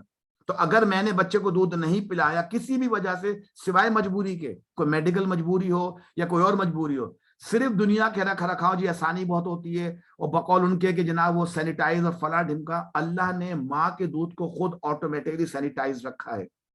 نہ بوتل کو باندھنے کی جھنجھٹ, نہ نپل چینج کرنے کی جھنجھٹ, نہ ڈبے کے دودھ کے فارمولا چینج کرنے کی جھنجھٹ, کچھ کرنے کی ضرورت نہیں ہے. اور دوسری بات یہ کہ اللہ نے ماں کے دودھ کے اندر بچے کے لیے غذائیت کے ساتھ ساتھ دوائی بھی رکھی ہے. اور بچہ جیسے جیسے بڑا ہوتا جاتا ہے اللہ تعالیٰ دودھ کی ماہیت بھی چینج کرتا جاتا ہے بچے کی نشو و نما کے لیے. تو جو اللہ نے قدرتی ایک چیز آپ کو دی ہے اس کو چھوڑ کے ڈبے کا دودھ پلانا, خاص طور پہ میں کہہ رہا ہوں ان خواتین کو جن کے پاس کوئی مجبوری نہیں ہے, صرف آسانی کے لیے بچے کو آپ ڈبے کا دودھ پلا رہی ہے, تو پھر آپ یہ توقع نہ رکھیں کہ بچہ بڑا ہو کے پھر آپ کے وہ حقوق ادا کر پائے گا جو آپ مطالبہ کر رہی ہیں. تو بچے کو دودھ پلانا 2 سال پورے مکمل. ہاں جن کی میڈیکل پرابلم ہے اللہ تعالیٰ نے ان کو چھوٹ دی, ایسی بات نہیں ہے. اور کسی اور سے دودھ پلوانا اس کی بھی اجازت ہے. بات وہی ہے کہ وجہ کیا ہے. جیسے ہمارے نبی صلی اللہ علیہ وسلم کو کئی خواتین نے دودھ پلایا ہے. حضرت صہیبہ نے دودھ پلایا جو ابو لہب کی لونڈی تھی, اور دائی حلیمہ تو اللہ ان کے درجات بلند کرے, ان کا تو کیا مقام ہے کہ 4 سال آپ ان کے پاس رہیں. میرے خیال ہے ماں کے پاس نبی کریم اتنا نہیں رہے جتنا دائی حلیمہ کے ساتھ رہیں. تقریباً 4 سال تو آپ حضرت حلیمہ کے پاس رہیں, اور آپ نے بمشکل 2 سال جو اپنی ماں کے ساتھ گزارے تھے, اللہ ان کی ماں کو بلوا لیا. تو دودھ پلانا یہ بھی بچے پر حق ہے ماں باپ کا کہ وہ اہتمام کریں کہ تمام بچے ان کے پورے کامل 2 سال دودھ پیئیں. ابتدائی چند سال اب بچہ جب بڑا ہو رہا ہے, اب دیکھیں ہم مسلمان ہیں, ہمارے ہاں دین نمبر 1 ہونا چاہیے. حضرت انس بن مالک رضی اللہ عنہ سے روایت ہے کہ آپ فرماتے ہیں کہ نبی صلی اللہ علیہ وسلم نے ارشاد فرمایا کہ اپنی اولاد کا خیال رکھو اور ان کو اچھے آداب سکھاؤ. یعنی کہ یہ والدین پر حق ہے اولاد کا کہ ان کا خیال رکھیں ہر معاملے میں اور ان کو اچھے ادب بھی سکھائیں. اور سب سے بڑا جو کام کرنے کا, جب بچہ تھوڑا سمجھدار ہو جائے, تھوڑا اس کے اندر عقل آنے لگے, بات کرنے لگے, بولنے لگے, تو سب سے پہلے بچے کے اندر جو چیز بٹھانی ہے وہ اللہ اس کے رسول کا مقام. یہاں بھی بعض دفعہ ہم سے جو ہے وہ غلطی ہو جاتی ہے. میں نہیں کہہ رہا کہ وہ بچے کو اگر پہلا نام سکھانا ہے اس کے منہ سے بلوانا ہے تو اس کو اللہ بولنا سکھائیں. لیکن ظاہر ماں باپ کی اپنی خواہش ہوتی ہے, تھوڑا آسان نام بھی ہے, اماں یا ابا بولنا یا ماں باپ جو بھی بولنا, برائی کوئی نہیں ہے. کوشش کرے کہ بچہ جب بولنے لگے تو وہ اللہ بولنا سیکھے, تاکہ اس کو پتا چلے کہ دنیا میں اگر وہ آیا ہے تو کس ذات کی وجہ سے آیا ہے اور اس کا جو رب ہے وہ کون ہے, چاہے اس کی سمجھ میں آئے نہ ہے. اللہ بولنا سکھائیں اس کو. اور توحید, دیکھیں ہمارے جب بچے تھوڑے بڑے ہو جاتے ہیں نا, ہمارے تھوڑے بچے بڑے ہو جاتے ہیں تو ہم بچوں کو ڈراتے کہ فلاں کام نہیں کرو ابو ناراض ہو جائیں گے, فلاں کام نہیں کرو دادا ناراض ہو جائیں گے, امی ناراض ہو جائیں گی, دادی دادا نانا نانی. ہم بچوں میں اپنے رشتوں کا تو ڈر بٹھا دیتے ہیں اور رشتوں کا ادب بھی سکھا دیتے ہیں. اگر نہیں سکھاتے تو اللہ اس کے رسول کا ادب نہیں سکھاتے. تو اگر بچے کو کسی کام کو منع کرنا ہو تو یہ کہہ کر منع کریں اللہ نے منع کیا ہے, رسول نے منع کیا ہے. یعنی ماں باپ بھی اگر منع کر رہے ہیں تو اس کی بنیاد اللہ رسول ہی ہے نا, تو اپنا نام بیچ میں لے کے نہ آئیں. ماں باپ کو چاہیے کہ بچوں کو جب بھی کوئی ادب سکھائیں یا کسی کام سے منع کریں تو کہے کہ بیٹا یہ کام کرو کیونکہ اللہ نے حکم دیا ہے یا رسول نے حکم دیا ہے. اور اگر نہیں کرنا ہے تو بیٹا اللہ نے منع کیا، نبی نے منع کیا. اور بچوں کے ذہن میں اچھی طرح بٹھا دیں کہ بیٹا گھر میں بڑا کون ہے. ادھر ہماری یہاں اکثر یہ بھی کوتاہی ہو جاتی ہے، ہمارے گھر میں اگر دادا دادی ساتھ رہ رہے ہوں تو دادا دادی بڑے ہوتے ہیں، یا اگر اکیلے رہے ہوں تو ماں باپ بڑے ہوتے ہیں. گھر میں کوئی بڑا نہیں سوائے اللہ کے. وہ بچہ کسی کے بھی گھر ہو، اللہ اکبر، سب سے بڑا تو اللہ ہے. تو ہم نے بچے کو بچپن سے سکھانا کہ بیٹا گھر میں سب سے بڑا اللہ ہے، اور اس گھر میں اگر کسی کی چلے گی تو اللہ کی چلے گی، اور اللہ کے وعدہ کی کسی کی چلے گی تو رسول کی چلے گی. اس کے بعد ماں باپ کا، دادا دادی کا، نانا نانی کا اور باقی رشتوں کا مقام آئے گا، لیکن نہ اللہ سے بڑھ کر کوئی ہے اور نہ ہوگا. تو اگر ہم بچپن سے بچوں کو یہ بات بٹھانا شروع کر دیں، سمجھانا شروع کر دیں کہ بیٹا گھر میں بڑا اللہ ہے، تبھی تو بچوں کو اللہ اکبر سمجھ میں آئے گا نا. ہمارے تو ہوتا کیا ہے، ہمارے یہاں تو اسکول گھر کے اندر دادا دادی بڑے ہوتے ہیں یا ماں باپ بڑے ہوتے ہیں، اسکول میں ہیڈ ماسٹر اور ٹیچر بڑے ہوتے ہیں، مدرسے میں مولوی بڑا ہوتا ہے، دوستوں میں جو بڑا اسٹرانگ قسم کا اسٹوڈنٹ ہوتا ہے وہ بڑا ہوتا ہے، کلاس میں پریفیکٹ بڑا ہوتا ہے. ہم نے تو بچے کو اللہ اکبر کے سکھایا ہی نہیں نا. اسی اذان میں جا کے، نماز میں جا کے اللہ اکبر کہتا ہے، لیکن وہاں بھی اس کو کیا پڑھ پڑتا ہے؟ نماز میں کون سا اس کا دل اللہ کی طرف لگا ہوا ہوتا ہے؟ وہ تو امام کو فالو کر رہا ہے اندھے گھونگے بہرے کی طرح، جو کہ اکثر لوگ کرتے ہیں. انہیں پتہ نہیں امام کیا پڑھ کے چلا گیا، کیا کہہ کے چلا گیا. تو وہاں بھی اللہ اکبر کہاں ہوا؟ مسجد میں بھی مسجد کی کمیٹی اکبر ہے، کمیٹی کے صدر اکبر ہیں، اور کچھ نہیں تو ان کے جو مسلک ہیں ان کے امام اکبر ہیں. کہیں بھی اللہ اکبر نہیں ہے. تو بچے کے ذہن میں کہاں سے بیٹھے گا کہ اللہ اکبر ہے؟ اگر ہم بچپن سے بتاتے کہ بیٹا گھر میں اللہ اکبر ہے، جو ہوگا اللہ کے کہنے پر ہوگا، اور جو نہیں ہوگا اللہ کے کہنے پر نہیں ہوگا، تو بچے کے ذہن میں بیٹھے گا. توحید نمبر 1 چیز ہم نے بچے کے ذہن میں بٹھانی ہے اگر ہمیں اس کی فکر ہے. اور دیکھیں یہی دعائیں آپ نے قرآن کی آیتیں سنی ہیں کہ حضرت یعقوب کا جب انتقال ہو رہا تھا تو انہوں نے کیا کہا تھا؟ اپنے بیٹوں سے پوچھا تھا کہ میرے بعد تم کس کی بندگی کرو گے؟ تو ان سب نے جواب دیا ہم اسی ایک خدا کی بندگی کریں گے جسے آپ نے اور آپ کے بزرگوں ابراہیم، اسماعیل اور اسحاق نے خدا مانا ہے، اور ہم اسی کے مسلم ہیں. یعنی وصیت بھی یہ کر کے جانے کے بیٹا میرے جانے کے بعد بھی اس گھر میں افضل اور اکبر جو ہوگا وہ اللہ ہی ہوگا.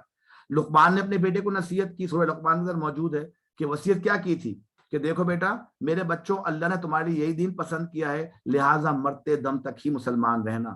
ٹھیک، سوری یہ سورہ بقرہ کے اندر ہے، سوری یعقوب علیہ السلام نے.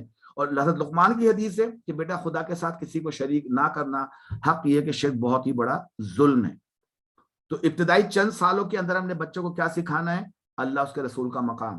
جو کچھ منع کرنا ہے اللہ رسول کا نام لے کے منع کرنا ہے، جو کچھ دینا ہے اللہ رسول کا نام دے کے کرنا ہے. اب اس کے بعد جب بچہ تھوڑا بڑا ہو جائے، اتنا کچھ سمجھ بوجھ آنے لگے، تو اللہ تعالیٰ نے قرآن میں سورہ طٰہٰ کے اندر نبی کریم صلی اللہ علیہ وسلم سے مخاطب ہو کر کہا ہے اپنے اہل و عیال کو نماز کی تلقین کرو اور خود بھی اس کے پابند رہو. یعنی کہ اپنی اولاد کو اور گھر والوں کو نماز کا حکم دینا نمبر 1 کام ہے، باپ کا، شوہر کا، بھائی کا یا بیٹے کا، جو گھر کا سربراہ ہو، کہ اپنے خاندان والوں کو نماز کی تلقین کرنے کی دعوت کے بارے میں کہنا. ایک حدیث موجود ہے اسی معاملے میں. آپ صلی اللہ علیہ وسلم نے فرمایا، صبرہ بن معبد جہنی سے اس کے راوی ہیں، کہ آپ نے فرمایا کہ جب لڑکا 7 سال کا ہو جائے، یعنی بچہ 7 سال کا ہو جائے تو اس کو نماز پڑھنے کی تاکید کرو، اور جب 10 سال کا ہو جائے تو نماز نہ پڑھنے پر اس کو مارو. یہ ابو داؤد کی روایت ہے. اور دیکھیں اچھی طرح سمجھ لیں، جو والدین بچپن سے اپنے بچوں کو نماز کی عادت ڈالتے ہیں ان کو کبھی مارنے کی نوبت نہیں آئے گی انشاءاللہ. ایسا نہیں ہوگا. جب مارنا تو یہ ہو تو آخری حد کے اوپر ہے. اگر آپ بچے کو چھوٹی عمر سے، اور آپ جانتے ہیں بچہ جیسے چلنا پھرنا سیکھتا ہے اور گھر میں جب اپنے والدین کو نماز پڑھتے ہوئے دیکھتا ہے تو کاپی کرنے کی کوشش کرتا ہے، وہ سجدہ کرنے کی، رکوع کرنے کی، جس طرح بھی کرتا ہے وہ. تو بچے کو، اچھا دوسری بات دیکھیں، میں آپ کو اس پر بتا دوں کہ یہ خود نبی سے ثابت ہے، اس لیے بتا رہا ہوں میں.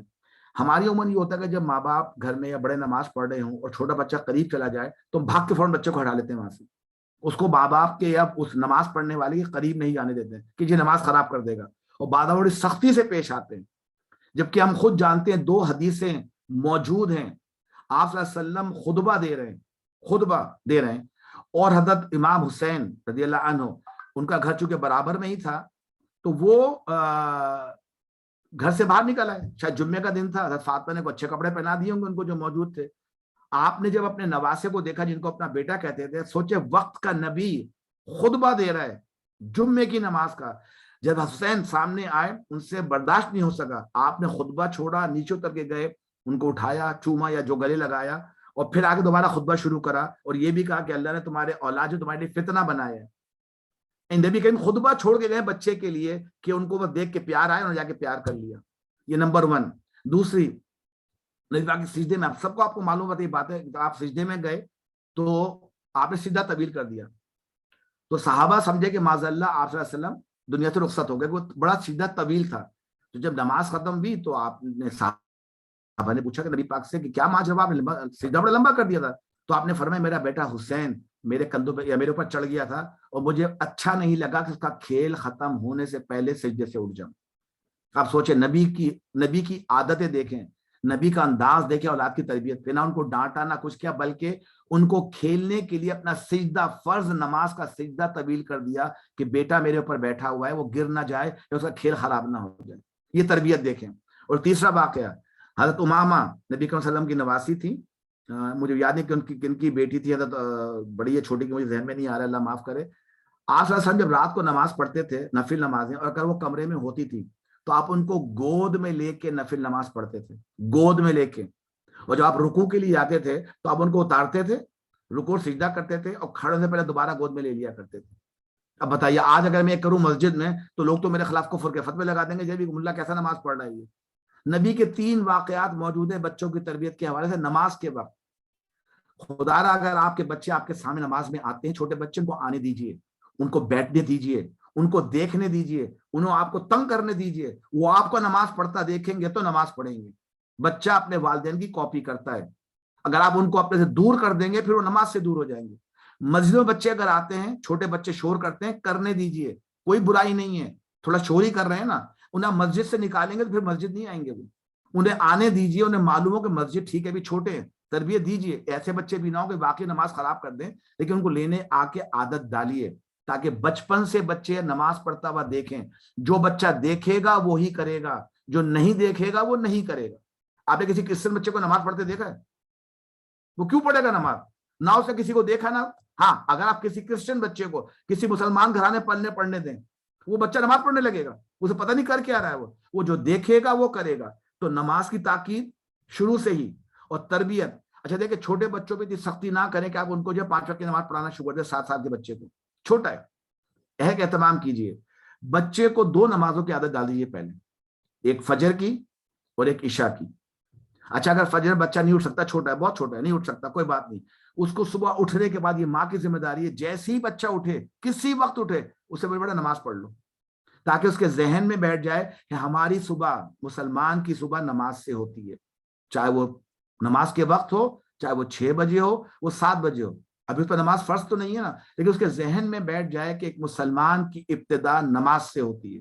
تو چھوٹے بچوں کو خاص طور پہ جو 7, 8, 9 سال کے ہیں, ان پہ بھی نماز فرض نہیں ہوئی ہے, ان کو 2 نماز کی پابندی کرائیں. فجر کی کہ بیٹا ہمارے دن کی ابتدا فجر سے ہوگی, اور رات کی عشاء کی نماز کہ ہمارے دن کی انتہا بھی ایک نماز پر ہوتی ہے.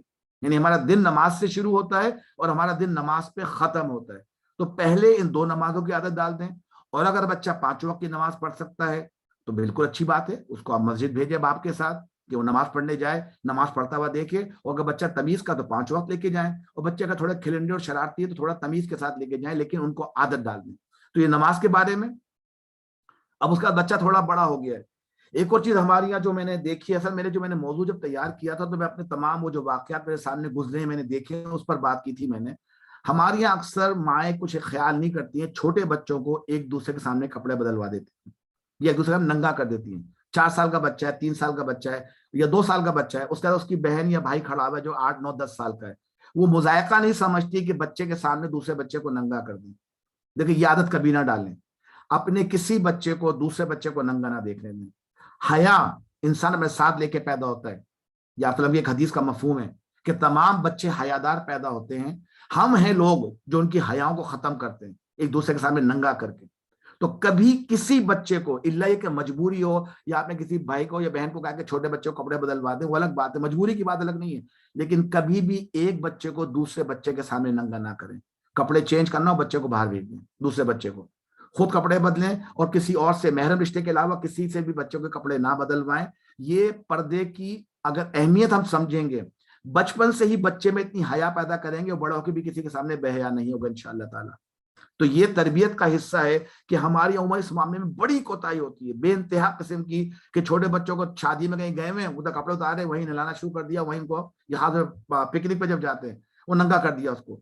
اس معاملے میں بے انتہا خیال رکھیں کہ بچہ ان معاملے میں خیال رکھے کہ کسی کے سامنے ننگا نہ ہو۔ دوسرا، اب بچے کو یہ تربیت بھی دینی ہے کہ ان کو کس وقت کس کے کمرے میں جانا ہے۔ سورہ نور کی بڑی پیاری آیت موجود ہے، اللہ فرماتا ہے اے لوگوں جو ایمان لائے ہو، لازم ہے تمہارے لونڈی غلام اور تمہارے وہ بچے جو ابھی عقل کی حد کو نہیں پہنچے ہیں، یعنی کہ ابھی اتنا شعور نہیں آیا ہے کہ ان کو مرد اور عورت کے جسموں کے بارے میں معلوم ہو، جنہیں اورا عربی میں کہا گیا ہے، تو 3 اوقات میں اجازت لے کے تمہارے پاس آیا کریں۔ اللہ تعالیٰ انسان کے لیے پردے کے اوقات بتا رہا ہے کہ 3 وقت ایسے ہیں کہ تمہارے کمروں میں کوئی شخص بغیر اجازت کے نہ آئے۔ تو اللہ فرما رہا ہے کہ 3 اوقات میں تمہارے پاس اجازت دے کر آیا کریں، صبح کی نماز سے پہلے یعنی فجر سے پہلے، دوپہر کو جب کہ تم کپڑے اتار کر رکھ دیتے ہو، یعنی کہ بعض لوگ قیلولہ کرتے ہیں تو ظہر کی نماز پڑھنے کے بعد جو گھر پہ ہوتے ہیں وہ اپنے آرام کے کپڑے پہن کر وہ سونے لیٹ جاتے ہیں، اور عشاء کی نماز کے بعد یعنی عشاء سے فجر تک اور ظہر کے وقت اگر کوئی بندہ گھر میں آرام کرنے آتا ہو اور وہ سو رہا ہو تو ظاہر بندہ ایزی کپڑے پہن کے سوتا ہے، خاص طور خواتین۔ تو ان 3 اوقات میں منع کیا گیا کہ بچے تک گھر میں کسی کا دروازہ کھولے بغیر نہ آئیں۔ تو ہمیں چاہیے کہ اپنے بچوں کو اس کی عادت ڈال دیں، بلکہ ان 3 کے علاوہ بھی خاص طور ان گھر میں بچیاں ہیں، کیونکہ بچیوں کے اور لڑکیوں کے ان کے جو پردے کے احکامات زیادہ ہیں، باپ کو بھی چاہیے کہ اپنی بچی کے کمرے میں بغیر نوک کیے نہ جائے، عادت ڈالنی چاہیے۔ بھائیوں کو سکھائیں کہ اپنی بہنوں کے کمرے میں بغیر نوک کیے نہ جاؤ کسی وقت بھی، اور یہ 3 اوقات تو خاص طور پہ۔ اس کے علاوہ ان 3 اوقات کے علاوہ تو جو بڑے لوگ ہو جائیں ان کو تو کبھی بھی کسی خاتون کے کمرے میں، بیوی اور شوہر کو تو اجازت ہے، وہ کسی وقت بھی جا سکتے ہیں، اس کے علاوہ آپ کسی خاتون کے کمرے میں جاتے ہیں اجازت لے کر جائیں، کیا پتا وہ دوپٹہ اتار کے یا کوئی ایزی کپڑے پہن کے بیٹھے ہوں اور آپ کمرے میں اچانک گھس جائیں۔ تو خدا میں حکم دے رہا ہے، نبی نے اس کی تعلیم دی ہوئی ہے کہ اس معاملے میں بے انتہا خیال کریں کہ بچوں کے پردوں پر اتنا اہتمام کریں۔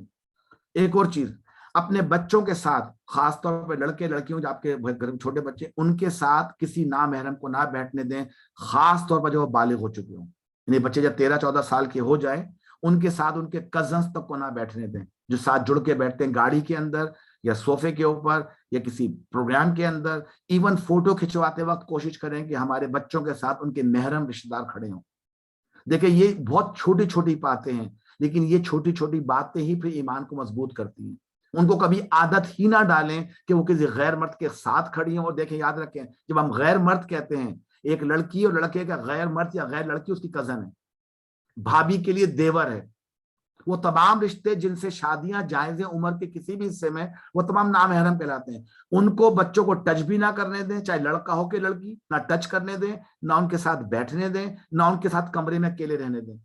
اور یہاں بھی ہم سے تھوڑی کہ جی وہ تو کزن بہن بھائیوں کی طرح ہوتے ہیں، لوگ ہاتھ ملاتے ہیں، ہم نے دیکھا ہے، ہم نے گلے ملتے دیکھا ہے، ساتھ بیٹھے دیکھا ہے گاڑی کے اندر۔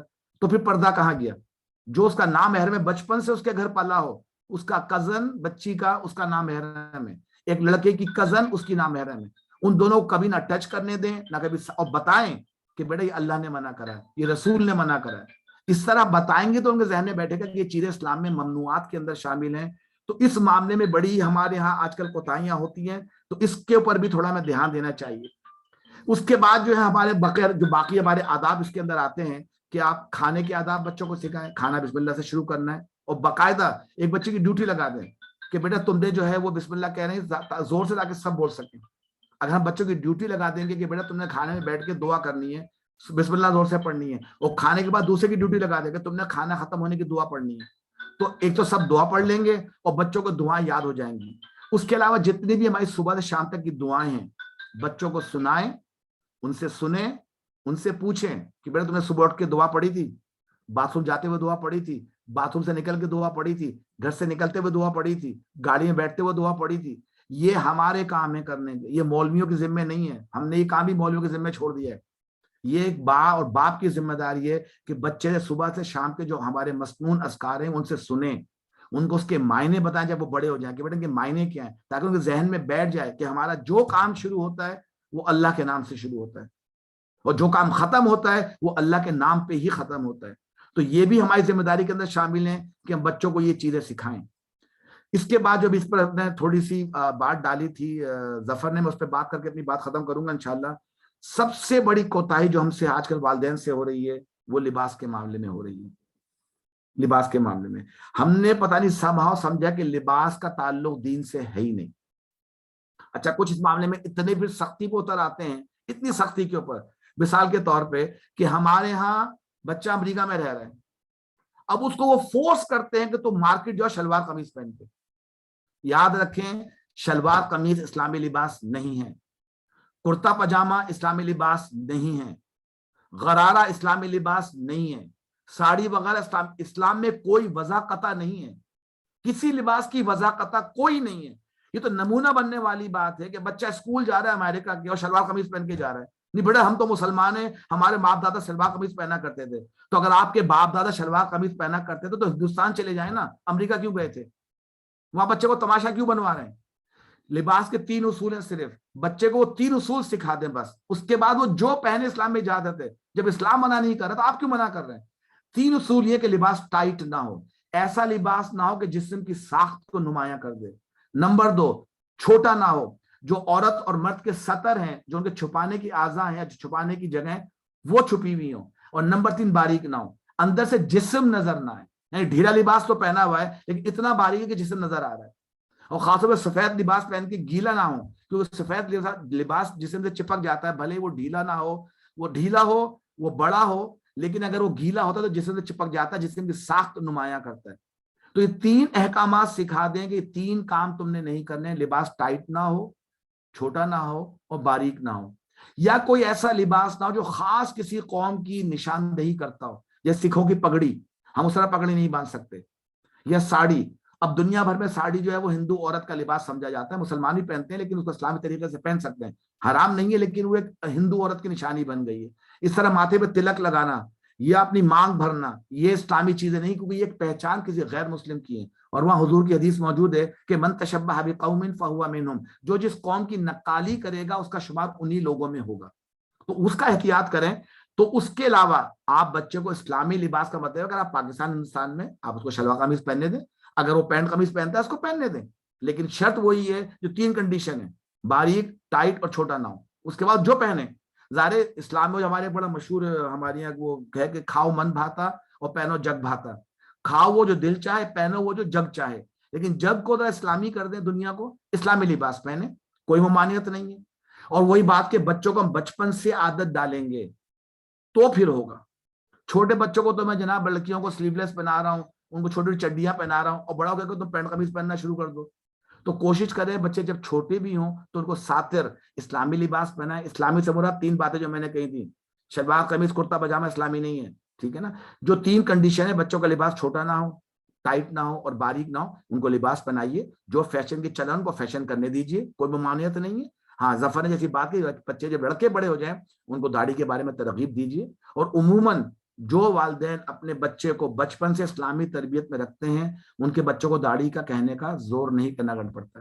اگر میں نے بچوں کے دل کے اندر, ان کے اندر عظمت ڈال دی ہے اللہ اس کے رسول کی اور محبت ڈالتی ہے, اگر وہ بچہ واقعی محبت کرنے والا ہوگا خود داڑھی رکھ لے گا, آپ کو کہنے کی ضرورت بھی نہیں پڑے گی انشاءاللہ. تو یہ چند باتیں تھیں اس حوالے سے کہ ہم سے شاید کوتاہیاں ہو رہی ہیں اس معاملے کے اندر. میں جب یہ درس بھی لکھ رہا تھا بہت پہلے کی بات میں, 2017 میں درس دیا تھا, تو میں نے اپنے بچوں کو سامنے رکھ کے درس دیا تھا کہ اگر میں اپنے بچوں کی تربیت کروں گا تو نبی نے مجھے کیا کہا ہے, اللہ نے مجھے کیا کہا ہے. اور پھر وہ میں نے جو معاشرے میں دیکھا تھا اپنے ارد گرد, ان کو دیکھنے کے بعد یہ باتیں رکھی تھی کہ ہم سے بڑی چھوٹی چھوٹی باتوں میں ایسی ایسی کوتاہیاں ہو جاتی ہیں کہ ہم توجہ نہیں دے پاتے, اور پھر ہم شکایت کرتے ہیں کہ بچے ہماری سن رہے نہیں. ایک آخری بات کہہ کے میں بات ختم کر رہا ہوں, خاص طور پہ ان والدین سے لڑکے جن کے ساتھ ہیں. اس درس کے شروع میں نے ایک جملہ کہا تھا جو اب یہاں میں نے نہیں کہا تھا, مسجد میں نے کہا تھا, اور یہ درس دینے کا جو مجھے خیال آیا تھا, میں جمعہ پڑھنے گیا ہوا تھا 2017 کے اندر, تو میرے سامنے ایک والدین باپ اور اس کا بچہ آ کے بیٹھا. باپ نے نماز پڑھی, بچہ آ کے سامنے بیٹھ گیا. اس بچے نے ایک ٹی شرٹ پہنی ہوئی تھی اور اس نے پینٹ پہنی ہوئی تھی, اور وہ ٹی شرٹ اتنی چھوٹی تھی, یہ بچہ بیٹھا تو اس کے بٹ لائن کلیئر نظر آ رہی تھی. یہ بڑا اوپنلی میں کہہ رہا ہوں کہ بچوں کو بتانا پڑتا ہے. ہم نے پتہ نہیں کیا سمجھا کہ میں نے ناف ڈھک لی تو میرا سطر ڈھک گیا. ناف سے لے کے پیچھے تک کا جو کمر کا حصہ ہے وہ بھی سطر میں شامل ہے. اس بچے کا سطر کھلا ہوا تھا, اس کا باپ اس کے پیچھے بیٹھا تھا, وہ دیکھ رہا تھا کہ بچہ بار بار پینٹ اوپر کر رہا ہے اور لیکن اس کا سطر نہیں چھپ رہا ہے. باپ کو فکر ہی کوئی نہیں, اور جب باپ بھی نماز پڑھنے کھڑا ہوا تو اس کا بھی سطر کھل گیا. ہاں اس کی ناف ڈھکی ہوئی تھی, اس کے سامنے ٹی شرٹ نے اس کی ناف ڈھاکی ہوئی تھی، لیکن پیچھے جب وہ سجدے میں گیا ہے اپنی بھی نماز خراب کی اور دوسروں کی بھی نماز خراب کی۔ بچوں کو عادت ڈالیں، ٹی شرٹ پہننا ہے، ان کی ٹی شرٹ جو ان کی بٹ سے نیچے ہونی چاہیے، اس سے اوپر نہیں ہونی چاہیے۔ بچے پہ دھیان دیں، اس پہ توجہ دیں، وہ جب نماز پڑھنے جائے تو اس کی حرکتوں پہ غور کریں کس طرح بیٹھ رہا ہے۔ ہماری اس معاملے میں بے انتہا کوتاہیاں ہو رہی ہیں۔ آپ بھی جو جمعہ پڑھنے جاتے ہوں گے آپ نے اکثر دیکھا ہوگا لوگوں کو کہ وہ جو پینٹ قمیضیں پہن کر آتے ہیں ان کو اپنے پچھلے حصے کے سطر کا خیال ہی نہیں ہوتا ہے۔ تو اس پر بھی ہم توجہ دیں۔ تو میں نے اس درس کی ابتدائی سی بات سیکھی تھی جب میں نے مسجد میں دیا تھا کہ ہم بعض دفعہ والدین اپنی اولاد کے لباس کے معاملے میں اتنے بے پرواہ ہو جاتے ہیں کہ ہم فکر نہیں کرتے ہیں۔ یہ چند باتیں تھی، اللہ تعالیٰ سے دعا ہے کہ جو باتیں میں نے بیان کی ان سب کو اللہ تعالیٰ بہترین طریقے سے سمجھنے کی توفیق عطا فرمائے۔ کوئی غلط بات میرے منہ سے نکل گئی اور سب جملہ نکل گیا، اللہ تعالیٰ کو مجھے معاف فرمائے، لوگوں کے ذہن سے اس کو معاف کر دے، اور ہمیں اپنی اولاد کی بہترین طریقے سے تربیت کرنے کی توفیق عطا فرمائے، تاکہ بڑے ہو کر وہ کام کر سکیں جس سے ہم ان کی توقع کرتے ہیں۔ اللہ تمام والدین کو بہترین باپ بننے کی توفیق عطا فرمائے، اور اولادوں کو بہترین اولاد بننے کی توفیق عطا فرمائے۔ وآخر دعوانا ان الحمدللہ رب العالمین۔ جزاک اللہ خیر سلیم صاحب، بڑا ہی بہترین درس تھا، اور کتنی بار بھی سنو اسے، یہ بات کہ اولاد کے بھی جو حقوق ہے وہ حقوق العباد میں کور ہوتے ہیں، اور اس پر بھی بات ہونی چاہیے۔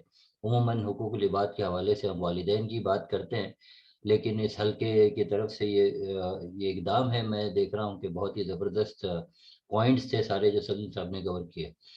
جو میرا سنپٹ ہے اس کو میں ہاف کر دوں گا، کیونکہ ہمارے پاس صرف 5-7 منٹ بچے ہیں، کیونکہ یہ ہمارے پاس وقت ہے رمضان کا، تو میرا جو بھی سنپٹ ہوگا وہ اسی حوالے سے ہوگا کہ ہم تھوڑی رمضان کے حوالے سے بات کریں اور اس کی تیاری کے حوالے سے بات کریں۔ تو جیسے میں نے پچھلی مرتبہ آپ سبھی کو بتایا تھا، وہ حدیث اللہم بلغنا رمضان کے حوالے سے ہے کہ اللہ سبحانہ و تعالیٰ جو ہے وہ اللہ کے رسول صلی اللہ علیہ وسلم، اس حدیث میں جو انڈیکیشن مل رہا ہے کہ پریپریشن فار رمضان کی تیاری کرنا اور اس کے حوالے سے سوچنا۔ تو وہ جو باتیں میں نے بنائی تھی پوائنٹ وائز ہے، اس کو میں اگلی بار رکھوں گا۔ جو بیسک اس کی پوائنٹ ہے وہ میں آپ کے سامنے ابھی رکھتا ہوں، اس طریقے سے کہ ہم جانتے ہیں کہ رمضان اور قرآن کا ایک اٹوٹ تعلق ہے۔ شہر رمضان الذی انزل فیہ القرآن ھدی للناس، اور اس کے حوالے سے بہت ساری باتیں ہمارے سامنے آتی ہے، رمضان کے دوران آتی ہے۔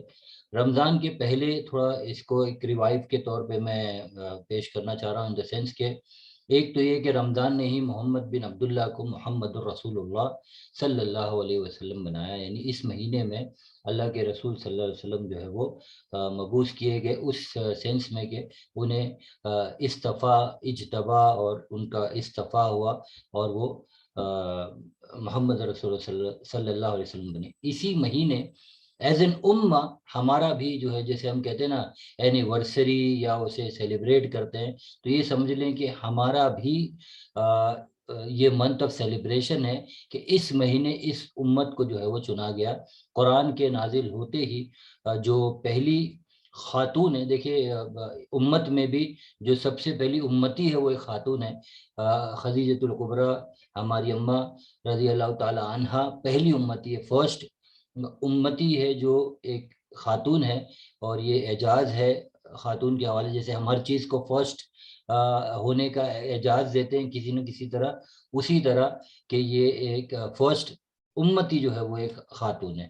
یہ کہ امت کا اسی مہینے امت کا فارمیشن ہوا، اور یہ ایسی امت ہے جس کی کوئی باؤنڈری نہیں ہے، جس کے پاس پاسپورٹ صرف ہے تو وہ لا الہ الا اللہ محمد رسول اللہ کا ہے۔ یہ بات تھی قرآن اور رمضان کی۔ تو کوشش یہ ہمیں کرنی چاہیے کہ رمضان سے پہلے اب جتنا وقت بچا ہے، 12 اور 42-45 ڈیز جتنے بچتے ہیں، کوشش یہ کریں کہ قرآن کو سمجھنے کے جو کورس اویلیبل ہوں، شارٹ کورس ہو یا 2 مہینے کے ہو جو آپ رمضان میں بھی کور کر پائیں، تو ضرور اس کا اقدام کریں، اسے سٹارٹ کریں پریپریشن کے طور پہ۔ اس کو بتانے کے لیے میں صرف ایک چھوٹی سی سٹوری بتانا چاہوں گا، جو شاید میں نے اور آپ نے کہیں نہ کہیں سنی ہوگی۔ یہ کہ ایک بھلے سے حکایت ہو یہ، لیکن بہت امپورٹنٹ بات ہے۔ جو شارٹ سٹوری ہے کہ ایک چھوٹے سے قصبے میں امام اور وہ جو محلے کے لوگ ہوتے تھے اس شہر کے، تو وہ رمضان میں عموماً جو ہے وہ امام کو دعوت دیا کرتے تھے اور ان کو دعوت پہ بلاتے تھے، ان کا اکرام کرتے تھے. تو امام کو ایک کپل نے جو ہے وہ دعوت پر بلایا اور ان کا اچھا خاصا اکرام کیا اور انہیں جو ہے وہ اچھی کھانے کھلائے، انہیں تحفے تحائف دیے. اور پھر جو ہے وہ دوسرے دن سے جو ہے وہ جب امام نے ان شخص کو دیکھا تو کچھ رویہ بدلا ہوا تھا، کیونکہ ہوا یہ تھا کہ جب وہ امام چلے گئے تو جو صاحب تھے انہوں نے اپنی وائف سے یہ کہا کہ کچھ پیسے میں نے جو ہے وہ ادھر المیرا پہ رکھے ہوئے تھے، وہ مجھے مل نہیں رہے ہیں، دکھ نہیں رہے ہیں. تو اس نے کہا ہاں میں نے بھی دیکھے تھے لیکن وہ تو وہیں تھے. تو پھر وہ کہا کہ صبح سے اور شام تک کوئی ہمارے گھر آیا نہیں سوائے امام کے. تو یہ بہت ممکن ہے کہ انہی نے یہ پیسے اٹھا لیے وہاں سے، اور اس گمان سے یا اس بدگمانی سے وہ رہیں. اور یہ معاملہ انہوں نے امام صاحب کو نہیں بتایا، لیکن ان کے دل میں ایک بدگمانی آ گئی اور ان کا رویہ تھوڑا سا مختلف ہو گیا. جب وہ مسجد جاتے تو کم آنکھیں ان سے ملاتے اور کم بات کرتے. تو امام نے بھی اس بات کو نوٹس کیا کہ کیا معاملہ ہے، اور یہ یوں چلتا رہا. اور جیسے میں نے کہا کہ اس کا معمول تھا اس قصبے کا یا ان کا کہ وہ امام کو دعوت پر بلاتے. رمضان کے دوران ہر بندہ ان کو اپنے گھر بلاتا. اب اس رمضان پھر وہ باری آئی کہ ان کو بلانا ہے، تو شوہر اور بیوی نے ڈیسائیڈ کیا نہیں بلانا تو ضروری ہے، ہمارا ٹرن ہے اور سوسائٹی میں یہ ہمارے اس میں ایک رواج ہے، بلاتے ہیں. اور وہ امام کو بلاتے ہیں اور ان کی دعوت کرتے ہیں. تو امام دعوت کے بعد ان کو پوچھ لیتے ہیں یہ بات، وہ تکلف کو چھوڑ کر پوچھتے ہیں کہ میں نے آپ کا رویہ جو ہے وہ اس سال بھر میں دیکھا کہ آپ کافی مجھ سے کٹتے رہے ہیں بات میں بھی اور آئی کانٹیکٹ میں بھی، یعنی آپ کے رویے میں بہت تبدیلی تھی. کیا ماجرا ہے، مطلب کیا بات ہے کہ یہ آپ کے اندر رویہ ہے؟ تو کہا کہ بتانے بہت جو ہے وہ تکلیف ہو رہی ہے، لیکن بات کچھ اس طرح ہے کہ جب آپ پچھلی مرتبہ آئے تھے تو ہمارا میں نے کچھ رقم جو ہے وہ ادھر رکھی ہوئی تھی اور پھر آپ کے جانے کے بعد وہ رقم مجھے ملی نہیں. تو ہم پریشان تھے اور ہمیں بہت ہی مطلب ہمیں کچھ پوچھنے میں بھی ہچکچاہٹ تھی، اور ہم نے کہا کہ ہمیں لگا کہ آپ نے وہ پیسے لیے. تو کہا کہ سبحان اللہ و بحمدہ، یہ بات تھی تو آپ مجھ سے پوچھ لیتے کہ یہ کیا ہوا معاملہ. بولے آپ جب اندر افطار ارینج کرنے گئے تھے تو تیز ہوا سے وہ پیسے اڑنے لگے، تو میں نے اسے اٹھا کے قرآن میں جو قرآن بازو تھا اس کو کھول کر میں نے اس کے اندر رکھ دیے تھے تاکہ آپ جب قرآن کھولے تو آپ کو پیسے مل جائیں، اور بس میں نے اس نیت سے اسے رکھ دیے تھے. یعنی بات یہ پتہ چلی کہ سال بھر تک انہوں نے قرآن کو نہیں کھولا تھا.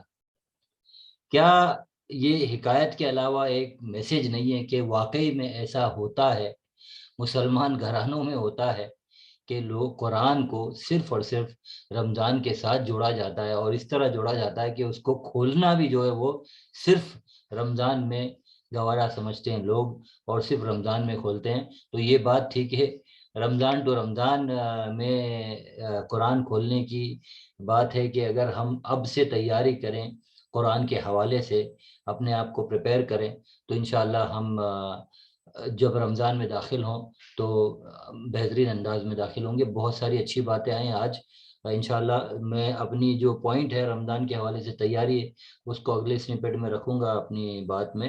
آج کے لیے وقت کافی ہو چکا ہے. اللہ سبحانہ تعالیٰ سے دعا ہے کہ جو کچھ بھی والدین اور بچوں کے حقوق کے حوالے سے بات کی گئی ہے اس حلقے میں، اللہ سبحانہ وتعالی ہم سب کو ان باتوں کو دوسروں تک پہنچانے والا بنائے. ہم تو انسپائر ہوتے ہیں، لیکن جیسے بات آئی تھی تعاون علی البر والتقوی ولا تعاون علی الاثم والعدوان، کہ ایک دوسرے کو ہم جو ہے وہ بر اور تقوی میں مدد کرے اور نہ کہ اسم اور عدوان میں، جو کہ अनजाने में जिस सोशल मीडिया में हम रह रहे हैं उसके हवाले से हम एक दूसरे को जो है वो इसमें और उद्वान में जो है वो मदद करते हैं, जबकि बहुत अच्छी बात कही ज़फ़र ने, शर्म नहीं करनी चाहिए। लोग क्या कहेंगे, क्या सोचेंगे, उससे ज़्यादा ये फिक्र होनी चाहिए कि अल्लाह सुब्हानहू व तआला के पास हम किस किस रजिस्टर में लिखे जाएंगे अगर हम दीन के मामले में बेहिस हो जाएंगे, गाफिल हो जाएंगे। तो ये अल्लाह सुब्हानहू व तआला से दुआ है कि आज जो बातें कही गई है अल्लाह उसे जो है वो अच्छी बातों को लोगों के जहन में महफूज रखे और दूसरों तक पहुंचाने वाला बनाए हमें। और दुआ ये भी है कि जितने लोग पिछले रमज़ान में हमारे साथ थे और फिर कोरोना की वजह से इस दुनिया से चले गए, जिन लोगों के लिए हमने दुआएं की अल्लाह सुब्हानहू व तआला उनका बरज़ख का सफ़र आसान करें, उन सब की गुनाहों को माफ़ करें, उन अफ़्व दरगुज़र करें और उन सब को जन्नत में दाखिल करें और हम सब को रमज़ान की तैयारी के लिए गामज़न कर दें इस तरह कि हम अपनी कुरान की स्टडीज़ को, कुरान की तजवीद को, ख़ास कर इस ज़माने में बहुत फैसिलिटी है कि हम अपनी तजवीद को ठीक है। तो अल्लाह से दुआ है कि हम सब को जो है वो इस मामले में हसास बना दे। और ये कि सुभान रब्बिक रब्बिल इज़्ज़ति अम्मा यसिफून व सलामुन अलल मुरसलीन वल्हम्दुलिल्लाहि रब्बिल आलमीन। अगले हफ्ते इंशाअल्लाह आपसे मुलाकात होगी सीरत के प्रोग्राम के हवाले से। और ये कि मैं कोशिश करूँगा थर्सडे, फ्राइडे, सैटरडे जो बचे हैं आने वाले 1.5 महीने में, तो उन 3 दिनों में मैं अंडरस्टैंड कुरान का जो लेसन लेवल 1 है जिसके 20 लेसन होते हैं, जिसमें तकरीबन 50% ऑफ कुरानिक वोकैबुलरी कवर होती है।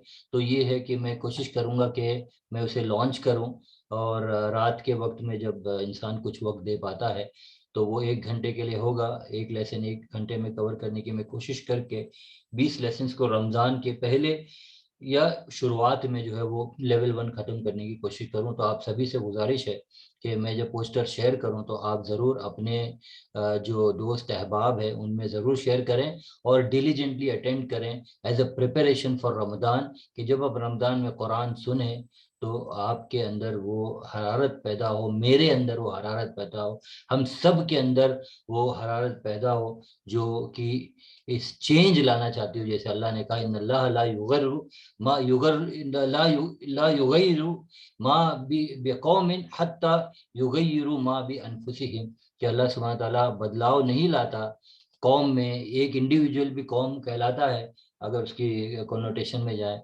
हत्ता कि वो अपने अंदर खुद चेंज नहीं लाता। तो ये चेंज का महीना आ रहा है।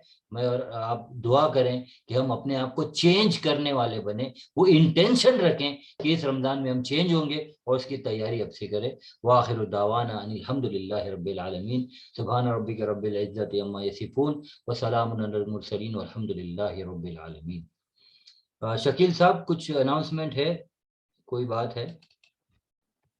नहीं जी, नहीं नहीं है, ठीक है जी। नहीं, अस्सलाम वालेकुम। वक्त हो गया।